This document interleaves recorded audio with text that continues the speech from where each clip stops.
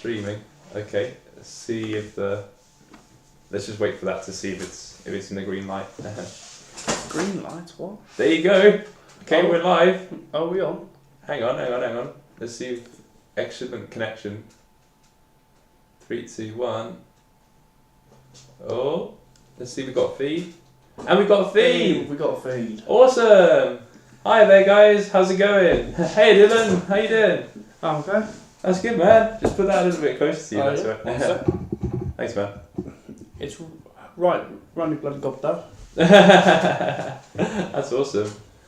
Well, there you go, man. Well, we're welcoming you guys to the stream. I mean, I know there's not many people here at the moment because we're only just starting out. Yeah. But my man here, of course, we're next to each other, so it's not like he's in a different place over Skype and I'm here. But we are just messing around with the new mix that we got, and also we're going to be talking about whatever we fancy tonight. What do you think that'll be? No clue. Let's just roll with it. Yeah. Let's just, of course, man. Just converse and see how it goes. Of course, we're going to converse and see how it goes. I like that word, to be fair. Hayden, do you want to play some punky music? That green one for me, man. Go on. Yeah, go for it. Yeah. Nice. Okay, so we're going to go straight onto it. Here's a little PowerPoint that we got, which is basically football expert right here. Oh no. Do you want to talk about football then, Dylan? To be fair. Normally, there's I guess a topic as a what's the phrase I'm looking for? A topic that leads into it. However, you know what? Why not? Who do you think? Yeah. Or where do you think that the best footballers come from? The best footballers. Just think of the ones you know of. I guess from England, you know, like London. So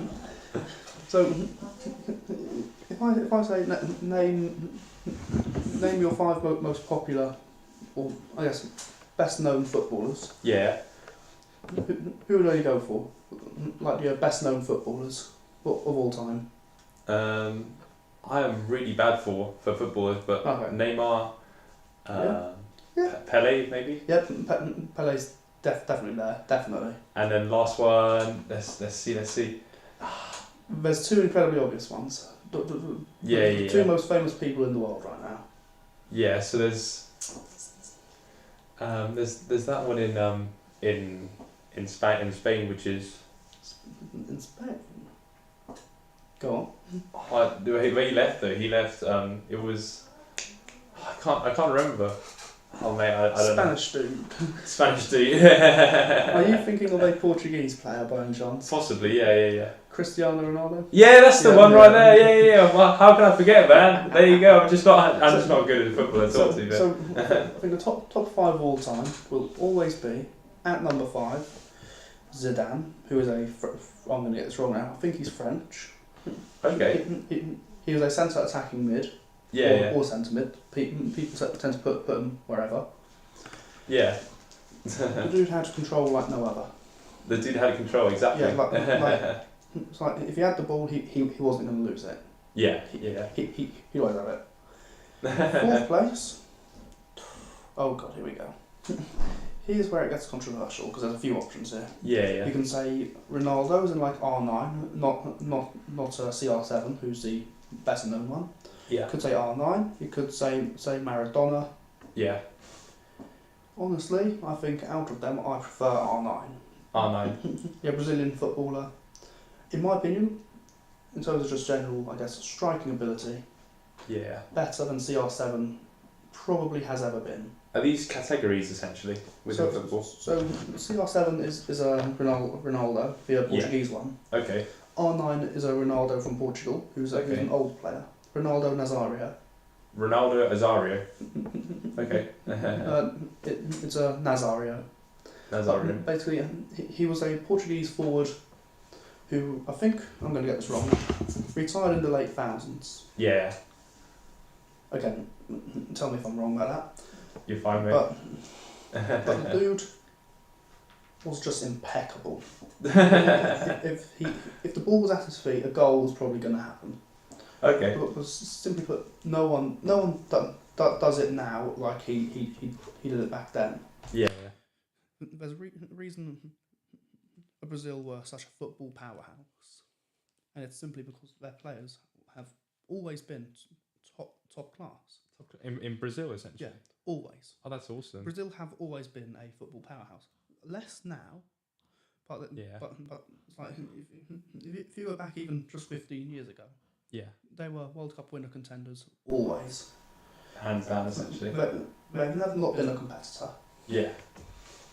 So if you go back in the 60s and 70s, Pelé. Yeah.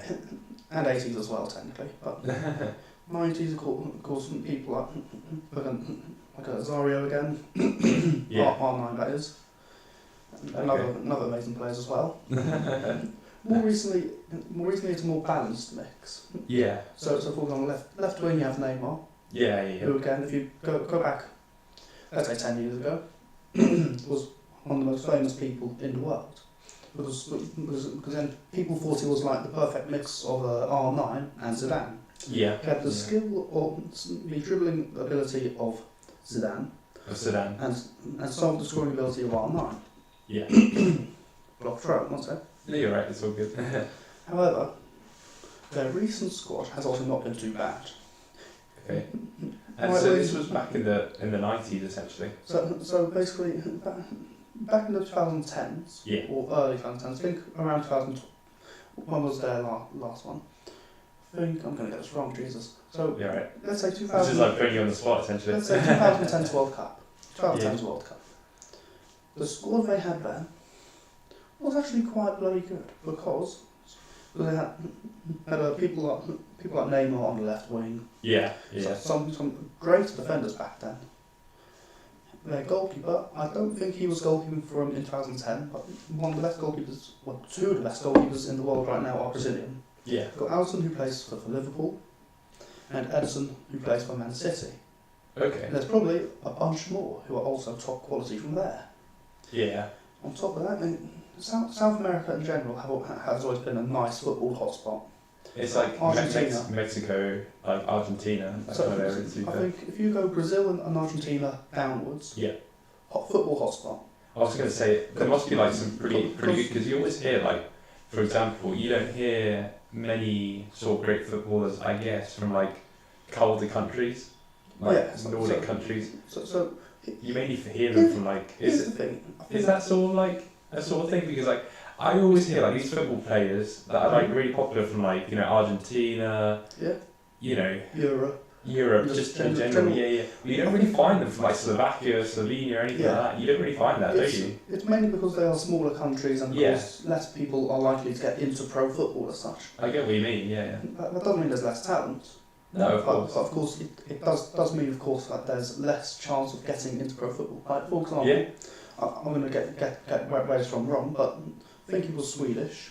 If I say Ibrahim, no, Zlatan Ibrahimovic. Yeah. Do you know that name, Zlatan? Zlatan. It's Zlatan. Zlatan. The great Zlatan Ibrahimovic. Honestly, that sounds very magical. Footballer from that country there will ever be. Do you know what? That sounds because he was so like a god, doesn't it? Zlatan Ibrahimovic or something. I'll show you a photo of him. If I go Zlatan, of course, the first person that comes up is like it always says Zlatan. Zlatan, yeah. And this dude, I swear to God, one of the best of his particular era. Yeah. He played for, I think, again, I could get this wrong. He played for AC Milan, a big Italian team. AC Milan, yeah, I've heard PSG, the most famous French team. And I think, I'm going to get a few more wrong. He also went to LA Galaxy at the end of his career. And he began in I think he began in a smaller Italian club. Yeah. But this dude was scoring goals no one else was going to try to score. It was was he this sort of person that just like set a standard for like the way football is supposed to be run? Is he that sort of person? He was close to that. He's close to that, okay. I think he was at the level that he could have been top 5 greatest. There you go. And that makes a change. But I think injury takes a toll on everyone. Yeah. Oh, he suffered injuries. Because he was such a physical player, it's like he injured a lot of people, to be fair. Yeah. But it's like because he was so physical. He's a fierce sort of person, to be fair. It's like, so he was the best personality in sport at that time. Yeah. Because like, again, when he played for like Man U, AC Milan, PSG, those are three massive clubs in those countries. Yeah. England, Man U is arguably the biggest club there's ever been.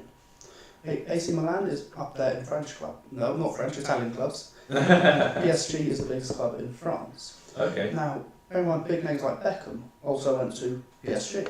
So Beckham went to PSG. Oh, in the same club essentially. Yeah. So nice. I'm not sure if they played at the same time, and if they did, Zlatan was a bit younger. Oh yeah. But it's like if you were to look up a fancy goal compilation. Yeah. Zlatan would fit in a lot. Simply because as a forward, he would score things which no one else was really wanting to score. And it's a shame he's no longer in FIFA. Because he used to be one of the characters in FIFA as well. Oh wow, that is really cool. So you could literally use him as an avatar. But the reason awesome. he's no longer in FIFA is he got into an argument with EA, the development. The developing FIFA people. and FC24. Because I think EA also made different things like Pokemon Go and that kind of thing. That's his Nintendo. But, alright. Basically, EA is a weird company. It's like they make good games. Yeah. But the good games are so outweighed by the repetitiveness of the games they make already. Yeah. Like FC24, amazing game. Yeah, that is true. I play it, it's a great game. But it's like the prospect is the same. It's like when they made FIFA 08 in 2008.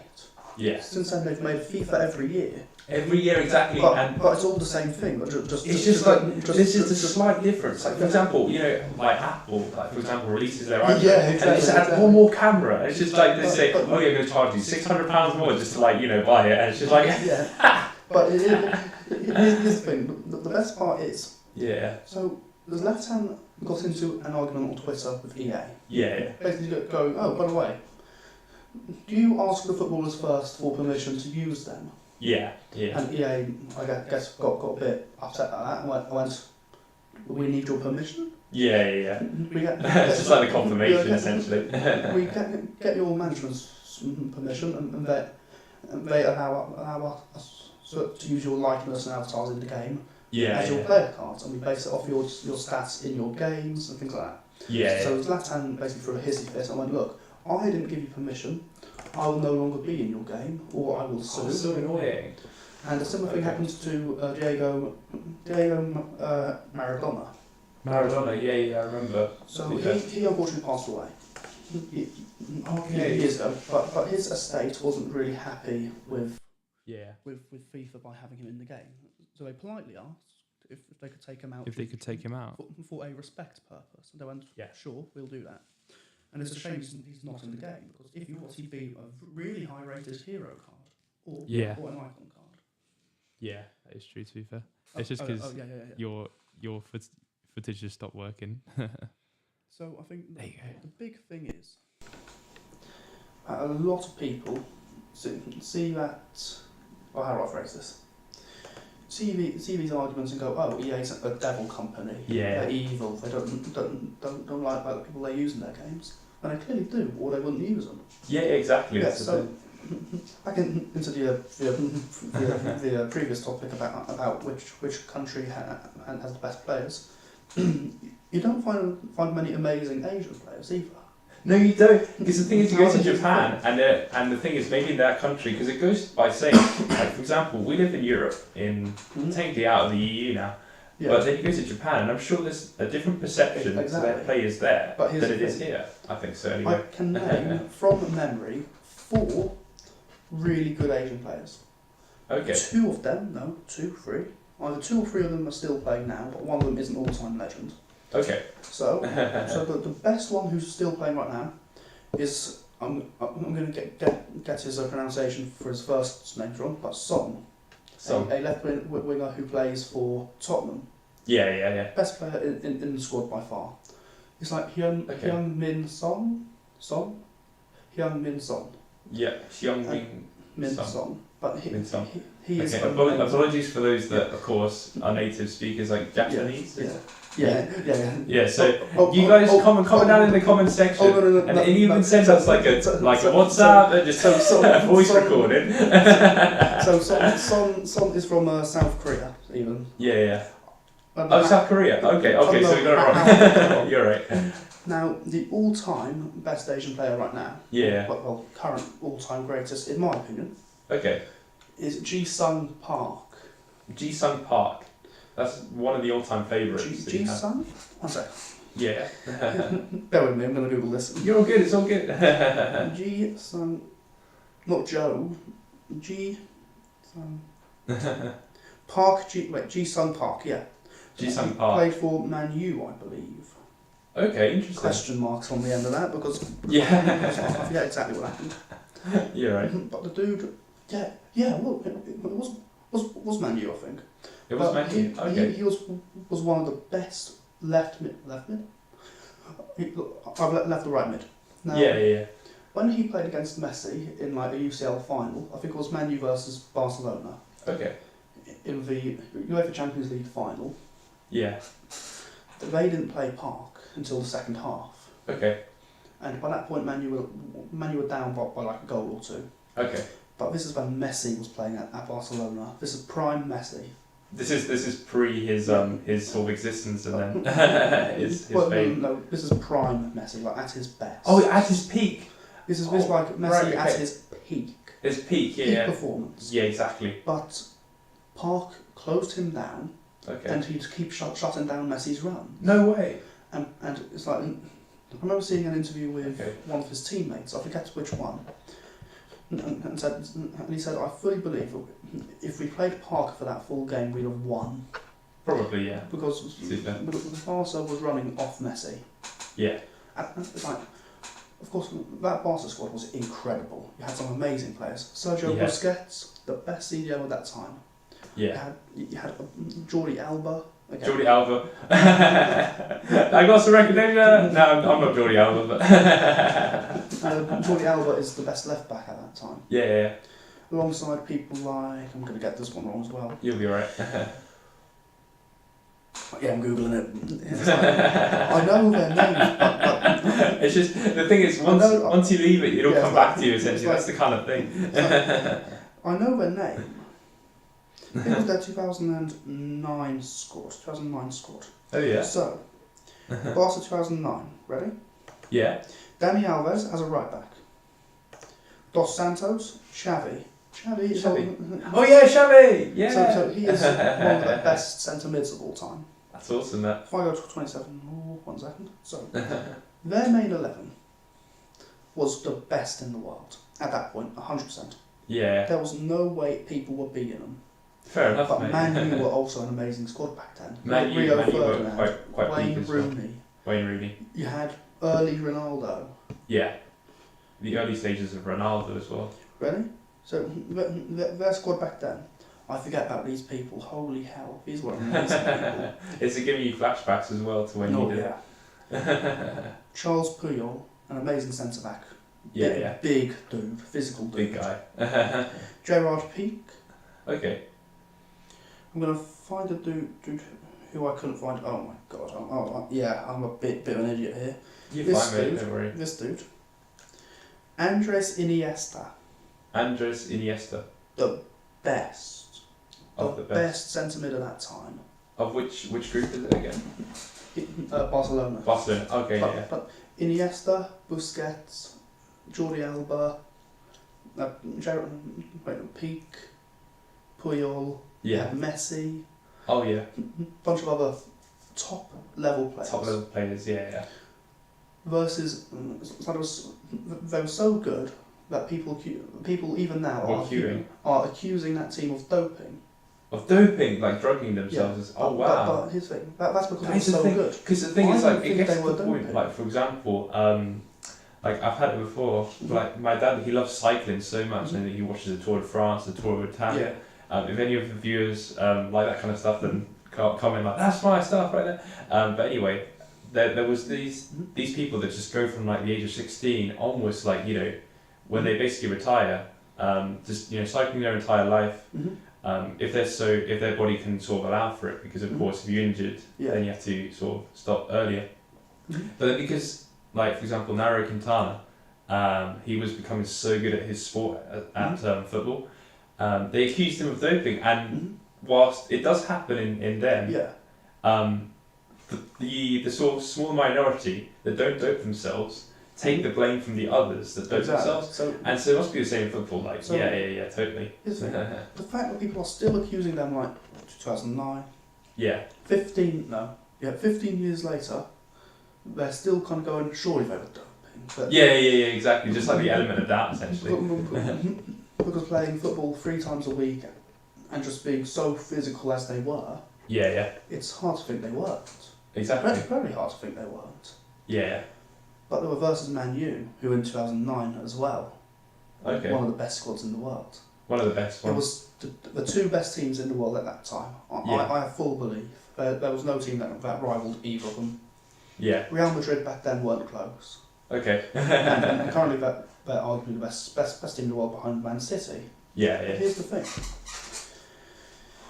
The fact that there were so many good players on that team at the time, people discredit Messi for it. They go, exactly. Well, Messi can't be the greatest because at a young age he was thrown in with these football greats. Right. Okay. So basically the holy grail for footballs, essentially. So of course he'd win trophies. He's been put in the best team of all time. Exactly. Given all his trophies, and it's like, how would they put him?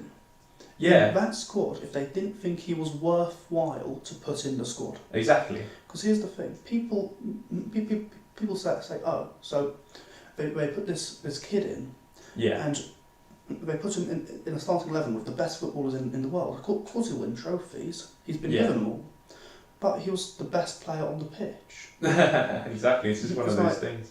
It's like, I remember seeing Ronaldinho, again, Brazilian great, left wing, feed Messi the ball. His first Barcelona goal, he was like 17 or 18 years old. Yeah. And the kick afterwards, it wasn't a very impressive goal, but no, of course, but it was like a really decent goal, nonetheless, essentially. By the time he turned around after scoring the goal, you could tell that something big was going to happen. Exactly, like something was going to kick down. He was going to be a big name.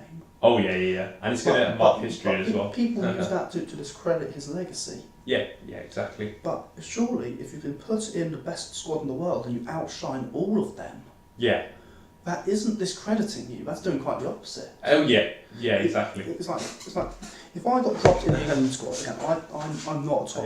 I'm not very good at football. The thing is, right? But if you put it doesn't really matter. If you put me in the England squad, and I suddenly turn into bloody prime Ronaldo. Absolutely ramsacked too there. Just absolutely prove everyone wrong. And I just ransack all the team. Exactly, yeah. Would you then be able to go, oh, he got put in the England squad, of course he'd perform well? No. No, exactly. Because if you're a bad footballer, it doesn't matter what team you get dropped in, you're going to mess up. You're going to mess up either way too, but... I'll always argue Messi's the greatest of all time. I think so. Regardless of any I guess, shame people put on him. No, but I think he's done his job as well. Yeah. He did join the MLS, the American Football League. Yeah. But at the same time, Ronaldo joined the Saudi Arabian League. Yeah. At pretty much the same time. They just of course, at that time, both playing in Europe. No, yes, even. Of course, Messi played for Barcelona, went to PSG. Yeah. Ronaldo went from Man United to Juventus. To Real Madrid. Yeah. I've probably missed 1 or 2 teams in the middle. Yeah. But they both stay in Europe. Exactly, but they're both in Europe essentially. But here's the thing. So they're in that kind of continent. Eventually, Messi went, okay, I'm going to go to the US League for a record deal of $1 billion. A record deal of $1 billion? I mean, the thing is... Yeah. Ronaldo was offered by the Saudi Arabian people. Yeah. I think $1 million to join a team called Al Nassr, which is the Saudis' top team already. Yeah. Then Al Hilal, who are Al Nassr's biggest rival, offered Messi $2 billion to join them. So double the offer essentially. Exactly. Yeah. So people thought he'd take that because it's $2 billion. Yeah, exactly. What wouldn't you do for $2 billion? However, I mean, if it means to. However, have you seen this documentary Jackass? The amount of things they do for a living is insane. Would you do half the stuff they say for $1 million? Probably, but. but here's the thing. So he got offered this $2 billion deal. Never been offered before. Yeah. He said no, because then Inter Miami, a team which is owned by David Beckham, offered him I think $1 billion, and he went, you know what, I'd rather go to America. To America, exactly. Where all my previous squad mates have gone, because Sergio Busquets and Jordi Alba had already joined that team. Yeah, previously, essentially. Of course, his old squad mates from old Barcelona. Oh, from the original Barcelona. So, right. Because I think what happened is he went, well, Busquets and Alba are already there. Yeah. On top of that, Iniesta is very often there. Already, essentially. He's just already kind of part of the furniture that's there. By then he had retired. However, he was in Miami often. So, to my knowledge. Yeah, of course. So what I think happened is Messi went, well, all my old teammates are there. Yeah. I like these people, they're my friends, let's go there. Yeah, exactly, already there. And also, to be fair to him, he's had a long career. Yeah, long career, to be fair. And with the Saudi, they've done something amazing with football. Yeah. In my opinion, they've got some of the biggest names. N'Golo Kante. Yeah. Do you know who Kante is? Kante, I've heard of him a few times. He's a CDM who played. CDM? Yeah, he's a CDM who played for Chelsea. Chelsea, okay. And he was the best man on that team. 100%. Yeah. 100%. Hands down, essentially. Because was he the Saudi Arabia guy? He's now gone to Saudi Arabia. He's gone to Saudi Arabia. Oh, cool. And also gone to Saudi Arabia. Sadio Mane. Sadio Mane, okay. Who was a left winger for Liverpool. But really? Fair enough, he's got part. So Kante and Mane were offered incredible deals. Incredible. Yeah. Astonishing amounts. To go to Saudi teams, and they both said yes, because who wouldn't, essentially? Because they are nearing the end of their careers, respectively. Yeah. In my opinion, they couldn't play at Premier League level for too much longer. Yeah. Simply because being that physical for that long will take a toll on you. So being in a less competitive league, like the Saudi league, it'd be good for them. Or better for their bodies, less injury chance, and also they get paid a metric. Exactly, yeah. Where's the centre bar? Yeah, exactly. That is true too. Also, get paid a metric ton. There you go. Go to Saudi Arabia. You get paid a lot of. That's the thing, though. What I don't understand is people discredit people for making these big deals. People mocked Ronaldo, they mocked Messi, mocked Kante, mocked Mane. They're nearing the end of their careers. But they're in the end. Why would you risk your health? Exactly. And make less money doing so? When you've been offered like $1 billion or so to play easier football. Yeah. You get free trophies basically, because your team's going to win if you join them, because you're on a different level. My favourite deal the Saudis have made, Karim Benzema. Okay. A centre forward for Real Madrid was, of course.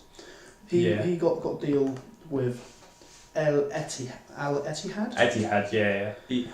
Have you been to the Etihad Stadium as well? No, I haven't. But man, we need to convince this guy to go there too. But I do like Man City. Man City's cool, right? I love their players, but here's the thing. Yeah. They went. Well, so Benzema was an amazing centre forward. Yeah. Amazing player. And of course he's 36, 38 now.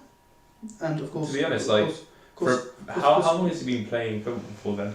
Approximately 10 years, 15 years maybe. Because the thing is, these football players, as you get older, your body gives up. It gives up, exactly. So of course, Benzema, I think, didn't have much longer in football. Okay. I think he doesn't have. I think he'll have 3 more years and he'll retire. Do you reckon? But that's the thing. But for the final years of his career, the Saudis offered him a good deal. Yeah. A lot more money for an easier league, less injury chance, hence less body fuck-ups. Yeah. Pardon my French. But like, here's the thing. Making that deal isn't an easy thing to do because, of course, football is a family. Yeah. And if for example you're a footballer and you have a wife and a kid. Yeah. And you suddenly go, oh, I've been offered a $1 billion deal in Saudi. We're moving to Saudi. But like, oh well, we've got our family and friends here, so you have to take your family and friends to Saudi. Yeah.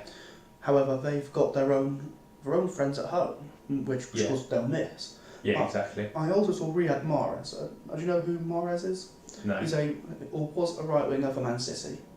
Oh, interesting. Okay. Once again, was Mahrez? I think he's Algerian. From Man City, from Algeria. Yeah, but we're going international here, boy. Yeah. We're bringing them all in. Right. Here's the thing, Mahrez, again, incredible player, incredible. And Saudi, but of course he's getting a bit older. He's nearing. Yeah. He's nearing the dusk of his career. The dusk of the career, yeah. And Saudi's offered him a really good deal. So of course he went to Saudi for good money as well. Yeah, exactly. But there's so many good players who I think wouldn't want to go to Saudi. For example, Why wouldn't you think they wouldn't go to Saudi? Is it like the conditions that they have to play there essentially? There's a few conditions. Okay. Saudi's laws are very, very tight. Yeah. Probably quite stringent as well, to be fair. They've only in the last few weeks allowed an alcohol bar. Only a few weeks ago, essentially. Alcohol was practically illegal in Saudi Arabia. Yeah. Oh wow! No way, to be fair. The thing is, they've only recently added or made it legal. Okay. They've only made it legal in bars. Only in bars, so you can't have it at home and they can't sell it in the supermarket. Nope. Do you know what? All right. So here's the thing. Yeah. I think, for example, if all the big players who went to the MLS years ago, got the offer for Saudi today, it's like Beckham, for example. Yeah. He had an amazing career. One of the best English players of all time. Yeah, exactly. But PSG, I forget all the other teams. It'll come to you. But he eventually went to, I think, LA Galaxy. LA Galaxy. Which is the same team Ibrahimovic went to at the end of his career. Yeah. But if they got the same offer for Saudi, it's hard to argue if they have gone or not. Yeah, exactly. Now again, I don't claim to be a football expert. I'm not. You've been clickbaited. You'll be alright. On the slideshow thing. Yeah, not right there. Clickbait! Spoiler alert, you've been clickbaited. I'm no genius. But here's the thing. If you take the England squad today and you give them all that same offer to go play for Saudi teams, I think the England squad currently is one of, if not the strongest squad we have, or we've had in the last 20 years. Yeah. And here's the thing. You're getting an error message. Oh, that's fine. That's just like a drop in frame rate. So here's the thing. The England squad today is one of the best England squads we've had. Okay. We've got... I'm going to talk in FIFA terms here, so please... Go on. We're going to talk more virtual now because the thing is FIFA is not the real deal. So if I say 85 rated, I mean like their FIFA cards. Yeah. So we've got some good goalkeepers. Okay. Not the best in the world, but we've got some really good goalkeepers. Yeah. Aaron Ramsdale for Arsenal. The dude recently has been slightly off form, but he's still an amazing goalkeeper. He's only 23 years old. Only 23? 24, 23. Wow. But he's made a big impact in Arsenal already. Yeah. I mean, currently they're in the title race. Yeah, exactly. That's Ramsdale really good, was a part of that. Yeah. Of course, I think Raya is now their main goalkeeper, and Ramsdale's taken a sit back. Yeah. But he still played a big part in that. That is pretty good on still, top of that, with the England squad goalies, we've got Pickford, who, he's nothing special, to be fair. we got Pope and Ramsdale, I think can easily carry us. Yeah. I think Pope and Ramsdale, two amazing goalkeepers. Ramsdale, we can have Pope him. and Ramsdale, yeah. Our defence hasn't looked better in years.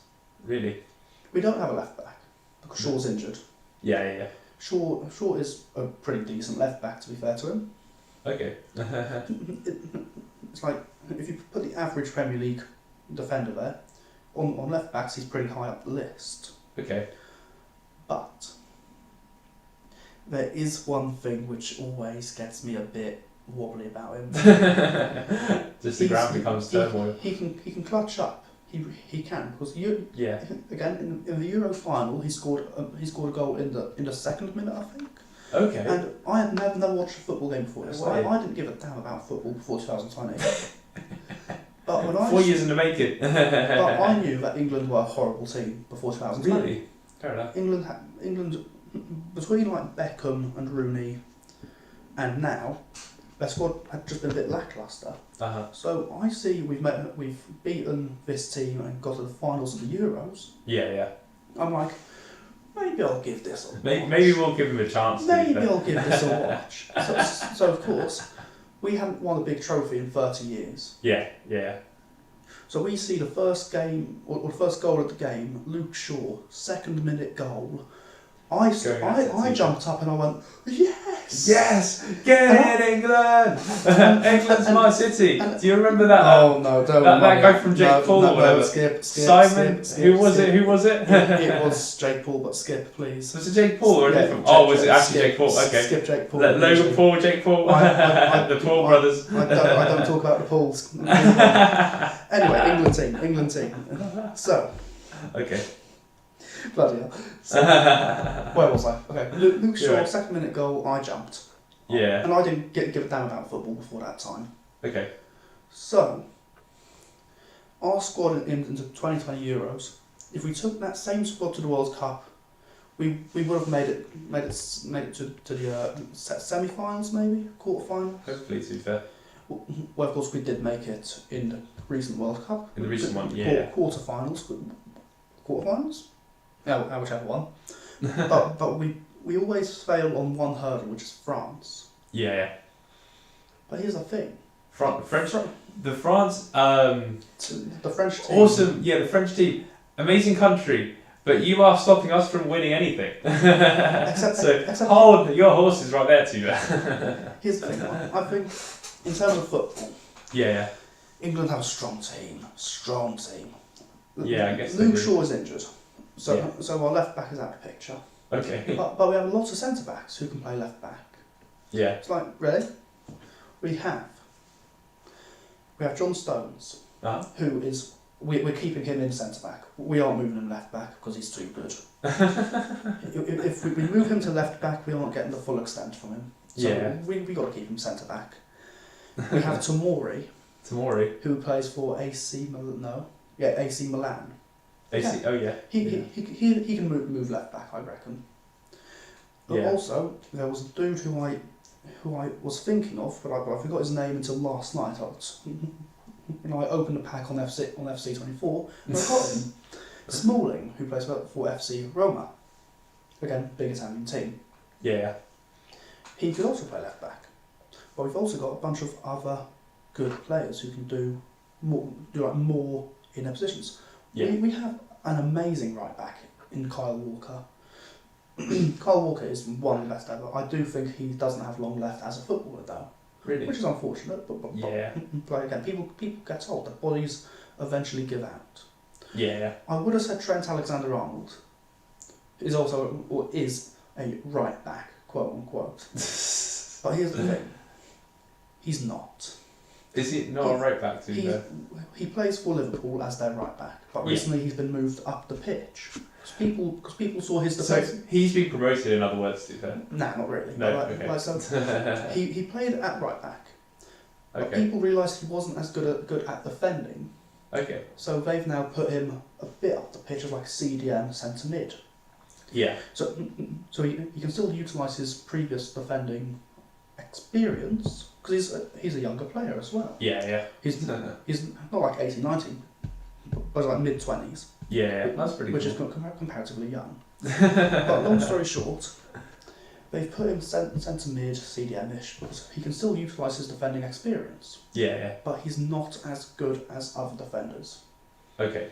So, my point is we have to bin off one member of the current England squad. Two even. Two even, to be fair. So, I'm going to quickly run through the old squad. So back four I've mentioned. We had Luke Shaw, like John Stones can now add in, Tomori, Quay, or Smalling, Kyle Walker. Okay. Back four. Okay. In my opinion, that will work. Okay. Centre or CDM, I think, before this year, we only had one CDM. Only one CDM? Oh wow, so and one he centre... was horrible. Okay. The poor guy, man. The thing is, you got to give him some respect, because it was one guy. Yeah, but... Wasn't it? So his name is Calvin Phillips. Shout out to Calvin Phillips. he plays, I forget if he left or not, for Man City. Okay. But in my opinion, he isn't worthy of the England squad. As mean as that sounds, he's a good player respectively. Yeah. But he never shows up on the England squad because it's like no way. He can play really well for Man City, but in international tournaments he just flukes. He just flukes, to be fair. So here's the thing. I think we can bin him off and put Alexander-Arnold in his place because he still can utilise his defending capability or experience. Yeah.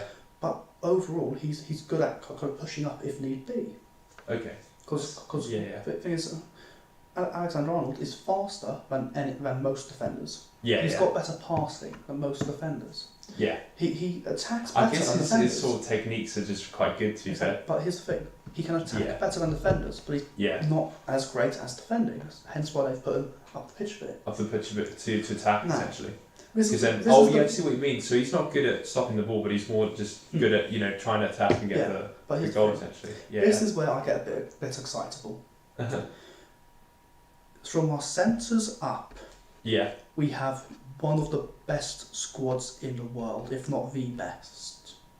Our defence is what lets us down most years. But our centre mids and our striking in recent years has been better than even the likes of France, even the likes of Argentina. Yeah. I honestly believe if it weren't for our defence, we could have had a shot at the last World Cup. Simply because our centre mids ready. Ready for this? Go for it. I'm ready. We only need two. We only need two, essentially? We need two centre mids. Wow, okay. Oh, wait, it gets better. No, 4, 1 second. 4, 5, 8. Never mind. Count that. So we have our four defenders. We have a CDM in Trent. Yeah. That's 5 people on the pitch already. 5 already? We can only that's pretty good. We can only have 5 more people on the pitch. Okay. Which means we could do a variety of different like formations from there. Yeah. I think 3 and 2 might work. So 3 centres / 3 centres. Going up. So these are the defenders. Okay, and then 2 attackers. But wait for it. Okay. So the one CDM, or no, the one centre mid. We move him up to Cam. Okay. And we have the best England player right now. Yeah. Jude Bellingham. Jude Bellingham. Fair enough. Have you heard of Bellingham? I've heard of them he is the best centre mid. Cam. The best of the best, to be fair. He's my age. Really? He's like there you go. 1920. Starting off, isn't he? Exercising and starting off what you want to do in life at a young age is probably the best way to do. Because of course you're going to get very far. Here's the thing. Bellingham is like I think my age, maybe a year older. There you go, mate. But here's the thing. He is the best at what he does in the world. Period. He started off playing for Birmingham, which is comparatively a small team. Yeah. League 2, League 1, I'm not sure. But he got sold to Borussia Dortmund, which is a high-level German team, for 4 million. For 4 million? Which in football terms isn't as much as it sounds. The thing is, $1 million in nowadays terms goes by quite quick. A house in the city centre of Cambridge is probably more than $1 million. But here's the thing. Here's the big thing. In football terms, $1 million ain't a lot. Yeah. Selling a player for 4 million isn't too much, but it saved Birmingham because apparently, from what I've heard, Birmingham were a failing team. They were going to be broke. What, Birmingham was going to be broke? They were going to be, but wait for it. So this kid shows up. And starts playing really, really well. He gets noticed by a ton of scouts. No way. He gets a bunch of smaller offers from other teams trying to like. How old was this guy that was like getting a lot of offers? So basically, You're getting to it. This kid. Yeah. Plays really well. The kid. Plays really well. Saves Birmingham from a lot of like bad situations. Yeah. And a lot of other teams give Birmingham offers. Okay. Small offers. Small offers. Like a few $100,000. A few $100,000. Again, what would you do with a few $100,000? Again, in football terms, a few hundred grand won't save a team. Too much. Yeah. Then suddenly this big German team shows up and goes, we're willing to take your kid because we can train him up and make him really good. Yeah, of course. We want to offer you what we think we can get out of him. Exactly. 4 million. Which is 4 million. This kid was Jude Bellingham. So, okay. He played for Birmingham. He played 48 matches for them, I think. Which 48. Wow. 48 matches actually isn't a lot. No. A lot in little league terms. Yeah. But Borussia Dortmund offered them 4 million. They were ecstatic because 4 million could save their team. Yeah, probably. It did. But the attention they got from that transfer got them a bit more money from like sponsors and other signings. That is awesome. But in doing so, Bellingham not only saved Birmingham, but got into a top level team in a top level league. There you go, exactly. To get Borussia Dortmund, like win-win situation. Back then, Borussia Dortmund was the second biggest German team, behind Bayern Munich, which is one of the best teams in the world. They were only just behind Bayern Munich. Only behind by one? By how many? No, so like in terms of quality. Quality, okay. Bayern Munich are in the top 5 teams in the world. In the top 5 teams, fair enough. Skill-wise, top 5 teams in the world. Yeah, exactly. Dortmund is probably top 15, top 20. Yeah, of course. Which teams in the world, it's still a big milestone. It's just a hefty sort of number, to be fair. This kid was like 17 years old, 16 when he joined up with German teams. I mean, it's exactly because... And it's still the best bit. Within 2 years, he not only done amazing things for Borussia Dortmund. Yeah. He was their captain. He was the captain of the group. He got the captain's armband at like 18 years old. There you go. Which you don't see a young captain. At 18 years old. Yeah. Wow. There you go, mate. He went up the rankings quite heavy in like a year or something, basically. That's the thing. Wow. Then very recently, like a year ago. Yeah. Of course, Bellingham begins showing up in these international tournaments. Because Southgate, the England manager, sees this kid and goes, he'll be really useful for our international squad. Yeah. So the Euros, he makes his first appearance. Okay. The World Cup, he makes a big appearance. Fair enough. He plays really, really damn well. I was going to say respect for that guy. Due to his performance internationally and for Dortmund, he gets approached by the biggest, in my opinion, the biggest team in the world. Who would that be? Real Madrid. There you go. Bear in mind, this is the same team. These are lion wait. or lionesses. This is the team which got prime Cristiano Ronaldo. Yeah, exactly. Karim Benzema, Gareth Bale. They got them in their prime. So essentially the peak of their existence. They've brought them to be the best of the best. Of the best, and yeah. Bellingham and he goes there as well. Bellingham joined them for a record deal. There you go, a very tempting one as well. For a big deal. I think it was like over 80 million. 80. Which means, and also, he then also saved Birmingham by doing that because a football team can put a release clause on their contract. Meaning it's like Birmingham sold him to Dortmund and went, look, when you sell him on, we want X amount of what you sell him on for. It's like 4%, 5%. Yeah, whatever it may be. So because they sold Bellingham for this massive fee, a small chunk of this massive fee, which is still a few million, again went to Birmingham.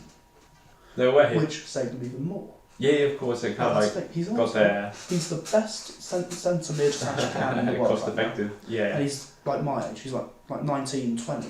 was going to say, because he must have not been that big when he achieved this deal and everything. Exactly. So it was about a year Imagine Dylan, for example, like explaining me all this to there, like him grabbing like a £1 million, £2 million deal, smashing out the park with Barcelona, Real Madrid. My parents are from Barcelona, so we, Real Madrid is kind of like the opponent. But here's the thing. Yeah. That's one of our three forwards we might have. Yeah. Our other centre mids aren't very impressive, Okay. but we can do with them. Well, you can do. I mean, the thing we is, can do well. open hands with players, really. No, I'll put my hand up and say I don't like this guy. My hand is up. I don't like this guy. Just hands up. But a given is he can do good things. Yeah, Jordan exactly. Henderson, an older centre mid, went to Saudi, then immediately went to Ajax, which is a team in the Netherlands. Okay. Netherlands? Yeah. The Netherlands. Yeah. So he's performing quite well there. Yeah. But again, international tournaments, he tends to be a bit wobbly. A bit wobbly, like turmoil. But we don't have very many centre mid options. Okay. Which is why I think instead of Henderson. Yeah. Instead of Henderson, we bring in one of our countless left wingers or left mids to go more central. Fair enough. We have so many potential left wingers. Ready? Go for it. So, again, this might be a bit of a ramble. You're fine. We have Jack Grealish. We Jack have Grealish. Phil Foden. Okay. We also have. I've gone completely blank. Go for it. It's like we've got a few more massive left wingers. Yeah. But wait. So we got Grealish. Foden. Potentially Foden. Raheem Sterling. And a few others who I will forget and I will not name because otherwise this podcast will be about 10 minutes longer. You'll be alright, mate, don't worry. Here's the thing.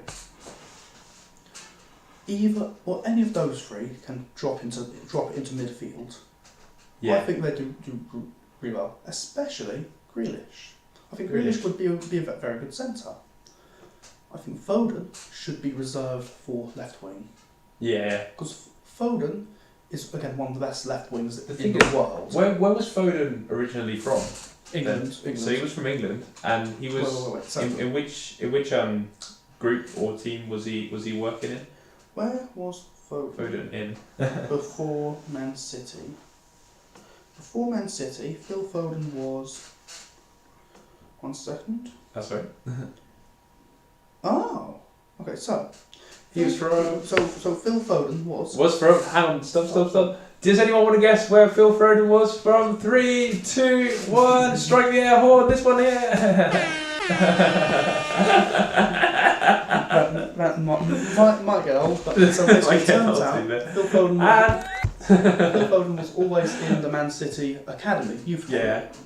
But they train him up so well. He's, in my opinion, our younger players are better than some of the senior players in other countries. I would argue Phil Foden is better than Di Maria, who's of course Argentinian. Of course. I'd argue Foden is better than Neymar currently. No way. That's a pretty high stake then too. I know, but our young players are doing so well. Yeah. Because think about it. The three big players I've got on tangents about, or will go on tangents about, are young players. Bellingham, I went on a tangent. Okay. Foden, I'm about to go on a bloody tangent. You'll be alright. And our right winger, I'm about to go nuts over. Go for it. That's alright. First of all, mate, honestly, what is? Our left wing should always be Foden. Yeah. Always, hands down. To be fair. Simply put, he's world class.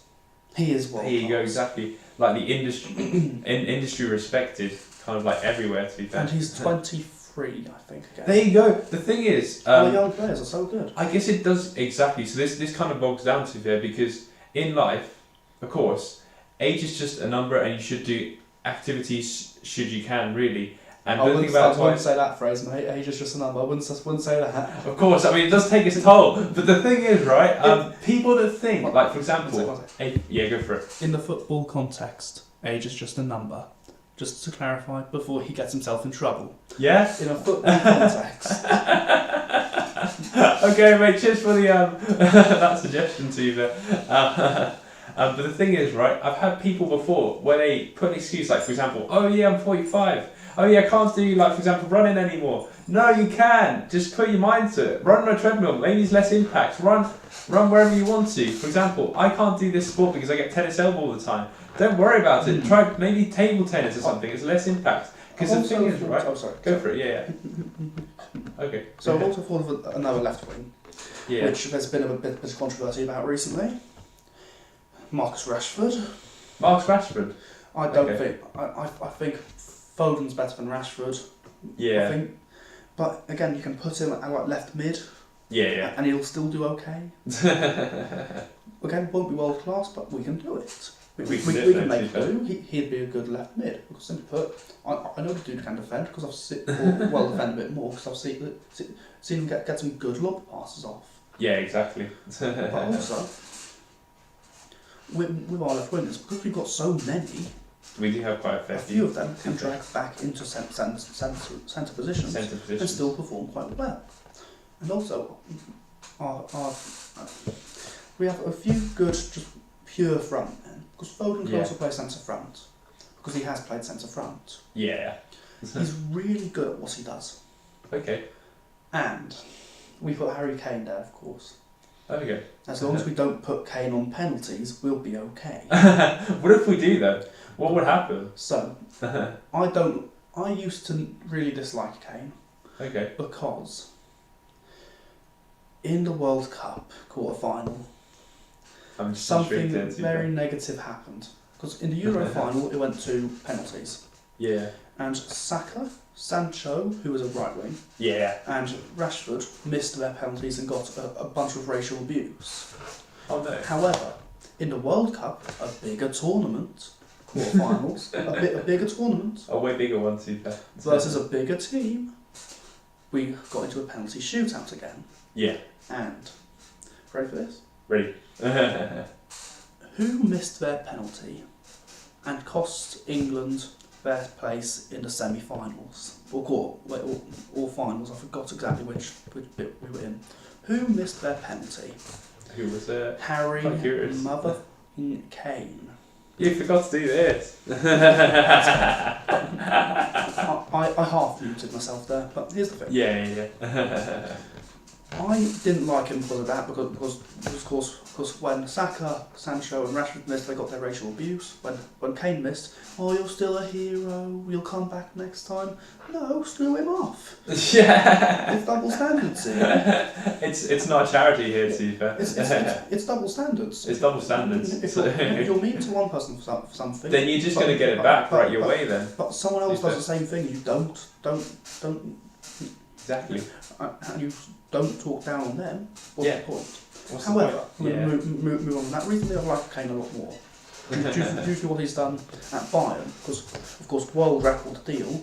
Yeah. He went to Bayern Munich. Okay. And he's doing amazing. He's currently the top scorer in their league. 53 goals in one season. No way. 53, 52? Over 50 goals. Over 50 goals in one season. Which is, in the German league, almost unheard of. That is awesome. And he beat Lewandowski's record, which he, bear in mind, I'm not sure Jordi knows who that is. Lewandowski was something else when he played for Munich. Yeah. Well, Bayern Munich. But Harry Kane beat his record for goals. At least I think. Don't quote me on that. Again, not a football expert. Yeah. However, we also have a few other English, I guess, prospects for front men, because if we put Foden as a striker position instead of left wing, we've got other left wings. Yeah. It's like, well, we've got Grealish, we've got Sterling, we've got Rashford, and all the others. We've got quite a bit of wingers. But if we put two strikers, Kane and say Foden, for example, they perform really well together, I think. Yeah. Our right winger, I'm about to go nuts over. Because this dude, I swear to God, will be one of the best right wingers we've seen. As will Foden be with left wing. Who's that guy then? I believe I've mentioned him to you yesterday, Jordi. Okay. Bukayo Saka. Bukayo Saka, yeah.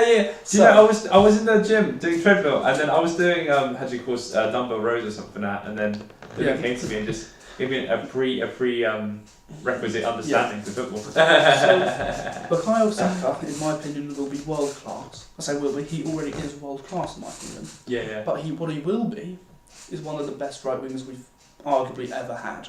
Yeah. And we had Beckham.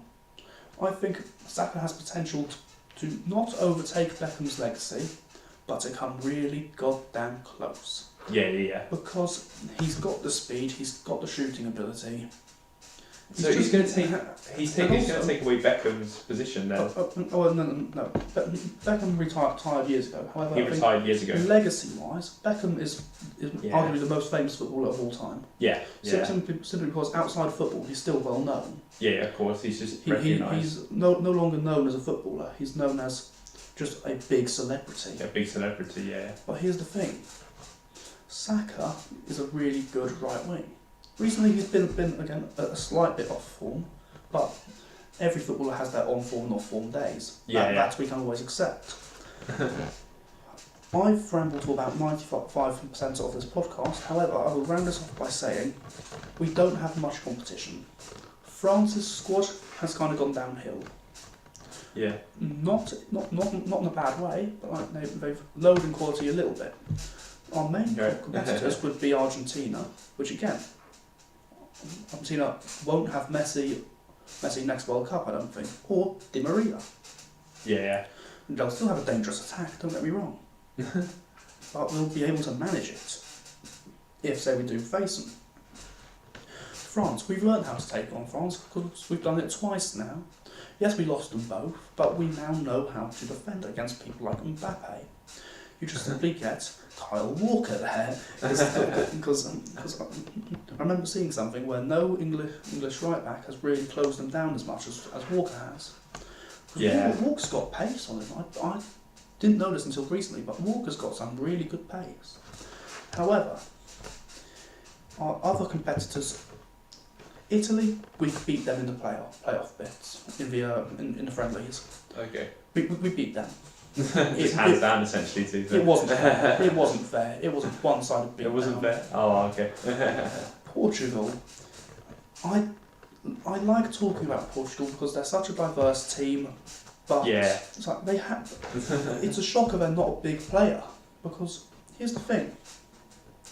They've got the best defence, in my opinion. In the sort of arguably in the world, they've got the best defenders.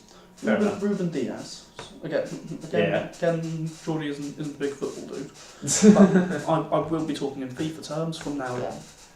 89 rated in FIFA.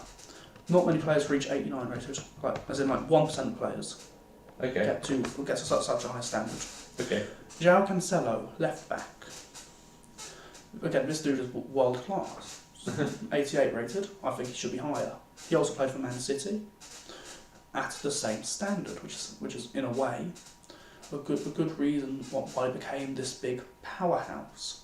The powerhouse of people, to there. Defenders I go blank on all the time. But their left winger, Rafael Leão, something like that, plays for AC Milan. Okay. Again, if I'm wrong about what team they play for, I don't really care. He plays in an Italian team, and he's world class. João Felix is a centre front, and he's also really good. Yeah. Which again,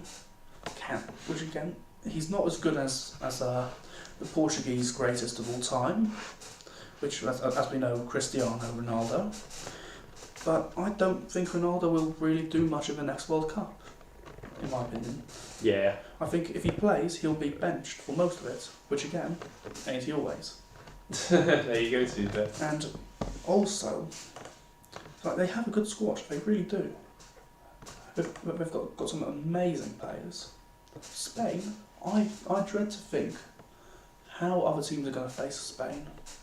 Because again, they've got some good players, really good players. In Spain, they have pretty good players, but the thing is, Barcelona's not been doing too well at the moment. Yeah. Because for a long time, when Messi and everything left, it's just kind of become downhill, to be fair. So it was just a bit of a shame, really. But in terms of the country's team, yeah, they're quite good, frankly. They're quite good. Yeah. But they've got some good defenders. They've got some good midfielders. Yeah. However, there's a few players who I would like to really highlight as a problem. The biggest problems with Spain, or that we would face in Spain, is someone known as Rodri. Rodri. Rodrigo. Yeah. who is, of course, Man City CDM. Yeah. Thank God they play him over Phillips, or Man City wouldn't win half as many games. However, the reason I think Rodri's problem is because a lot of our England squad is from Man City. Of course, Rodri knows how Man City play because he plays for Man City. He knows the pros or knows the good sides and the bad sides of most of the England squad because he's played with most of the England squad. Yeah, exactly. Like the majority, essentially. Walker. I've gone completely blank. Bear with me. You're right. Grealish. Stones. He's played with a lot of the England squad, or currently plays with a lot of the England squad. Yeah. Which is why it will be such a problem. But in general, their squad is meh. It's not great. It's not bad. Yeah. But like to highlight the best players on each squad would be a long process. It's like if I very quickly went from here to them and then from there to them and there, it'd be a lot easier. But I've rambled for how long now? Just over an hour. Oh God! Oh Jesus! Yeah, you're right. I've rambled for an hour. The thing is, Jesus that doesn't Christ. matter because hey, this is football sort of topic because it's not of course a topic that I necessarily know too well. But the thing is, Dylan has given me such a big insight here on the world of football and like the current problems that exist in the world of football as well. So this is hopefully giving you guys a bit of a taster in what the future sort of podcast will be about. Yeah, I was going to say. And honestly, Dylan, it's been such a pleasure like having you here and that too. Did you enjoy it, by the way? Yeah. It's a lot of fun, right? Nice. Honestly, like shake my hand here. My man, right there. I will quickly give one or two more future points before hopefully shifting the subject a little bit. Okay, maybe. And this point it would simply be, again, I'm aware Jordi here isn't the biggest, I guess, football understanding most knowledgeable football person. I mean, if you didn't understand that in the past hour, you'll be right. What I would say, how do I phrase this? If you could pick a football player, any team, any country, anything. If you had to pick a player to join the England squad, who do you think you'd choose of all time to join the current England squad? I mean, Messi or Pele? Yeah. Either one or the other, really. I think anyway. I get that. I think because like Messi has brought up like a lot of reputation in football. And he literally set an industry standard in the world of football. To be fair, like his training was quite cool. His ability was really, really good as well. And I think he was literally because like sometimes when you do your training, you're the sort of person which you judge also by your body's ability. Because some people that reminds me of something. Because sometimes because sometimes people like are born with the ability to do something, whereas some people need to like physically exert themselves more trained to be able to get there, and sometimes they might not even get there. And again, with the Barca stuff. Barca. Long story short, I remember seeing an interview with, I'm going to get this one wrong and all. You're right. Yaya Toure? Or something like that? No, it wasn't him. An ex-Barca player. And he said that during training, the manager would call fouls and all that during like false games. And one day he called a foul on Messi. Messi and did it from a goal kick. And of course Messi got upset because he thought it wasn't a foul. So what he did was he went to the goalkeeper, his goalkeeper. Now bearing in mind this is still a full size. Or a half size training ground, I think. Exactly. And he basically told the goalkeeper to give him the ball. So of course the goalkeeper gives him the ball in his own half in the defence. And of course, Yeah. the ball's back in play now. The other team are going to get the ball. But Messi dribbles around these big name players. I forgot the exact players this person mentions, but it's the big names in Barcelona at that time. Yeah. This is the 2009 squad, for God's sake. So it's a while back, to be fair. These are big players. Big players, yeah. And this dude just weaves and dribbles around the ball. Just takes the ball. So he has the ball. Yeah. And all these big time players are trying to tackle him. And he just weaves around. Like it's nothing really. Just like it dribbles around all of them and just effortlessly. Just boots it essentially. Because the thing is, it's like effortlessly gets it past the goalkeeper. Exactly, because it's like a kindergarten game for him essentially. Yeah. It's like it's nothing. But here's the thing. It's just like a snake. When I heard that story, yeah, I simply thought this is back when he was like young Messi, beardless Messi. Yeah. But if I could trade any era of player to England, yeah, it would probably be either Messi, back when Ronaldo played left mid. Yeah. But there's one player who I think, in terms of current football, who I would love to trade. I mentioned earlier how England have a glaring lack of CDM. Okay.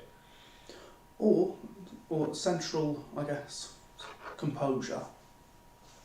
So I would elect one of two people to join the England squad. The first person is, as mentioned earlier, Rodri. The CDM for Spain and Man City.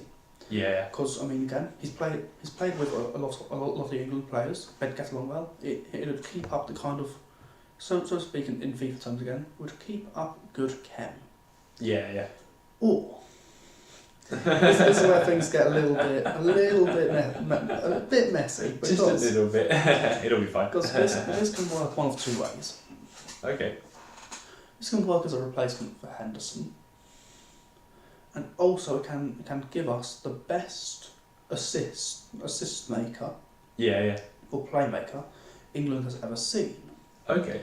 Kevin De Bruyne from Belgium, trading him to England, would be.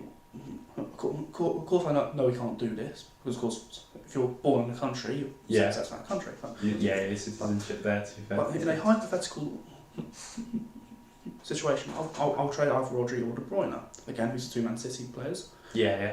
I know a bit about Man City, but I don't really support a team in football. But I do like certain players. I like a lot of Man City players.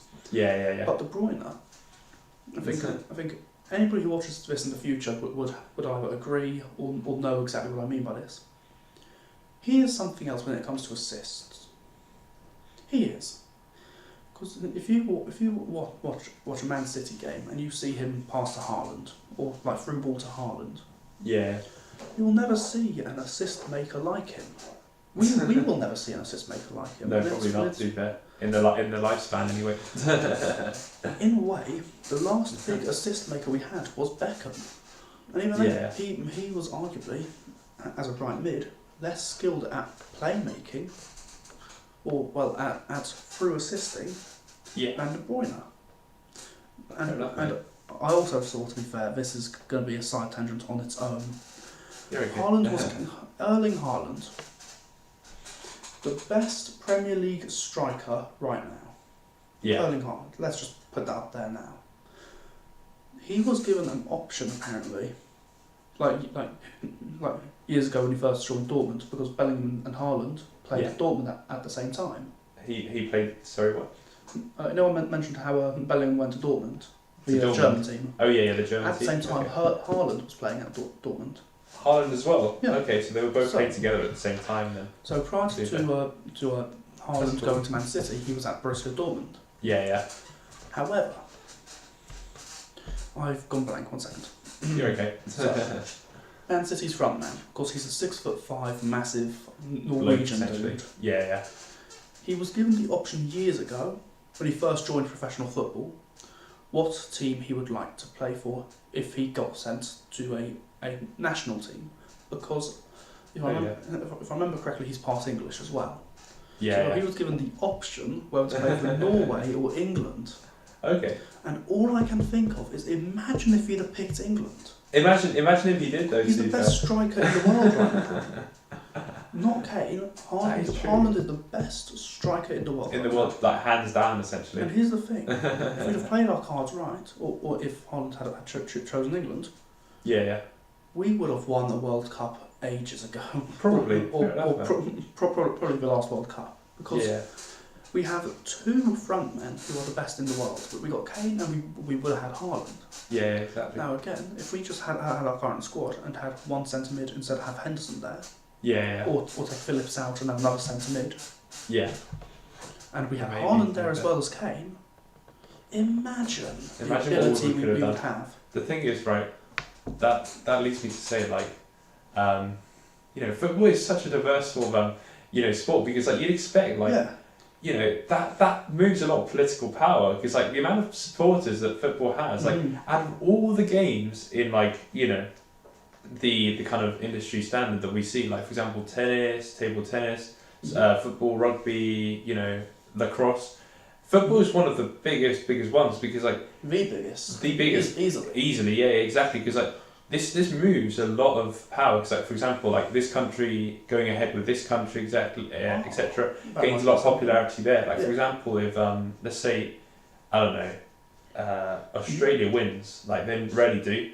but let's say they won, that would increase the prices of, like, the holiday tickets there, like the plane tickets, the sort of holiday stay as well, because like they have a lot of, like, how do you call, like, tourism going to that country as well. So it moves a lot of political power. It's just insane. Like football is the most important probably at this point. But it also is one more thing. Go for it. When you mentioned how it's a very, very diverse, I guess, sport, it got me thinking. It moves a lot of political power. I'm gonna quickly sit up. If you go to another sport, say rugby. Yeah. Rugby is primarily dominated by European teams. Okay. Or let's say UK teams, because or New Zealand.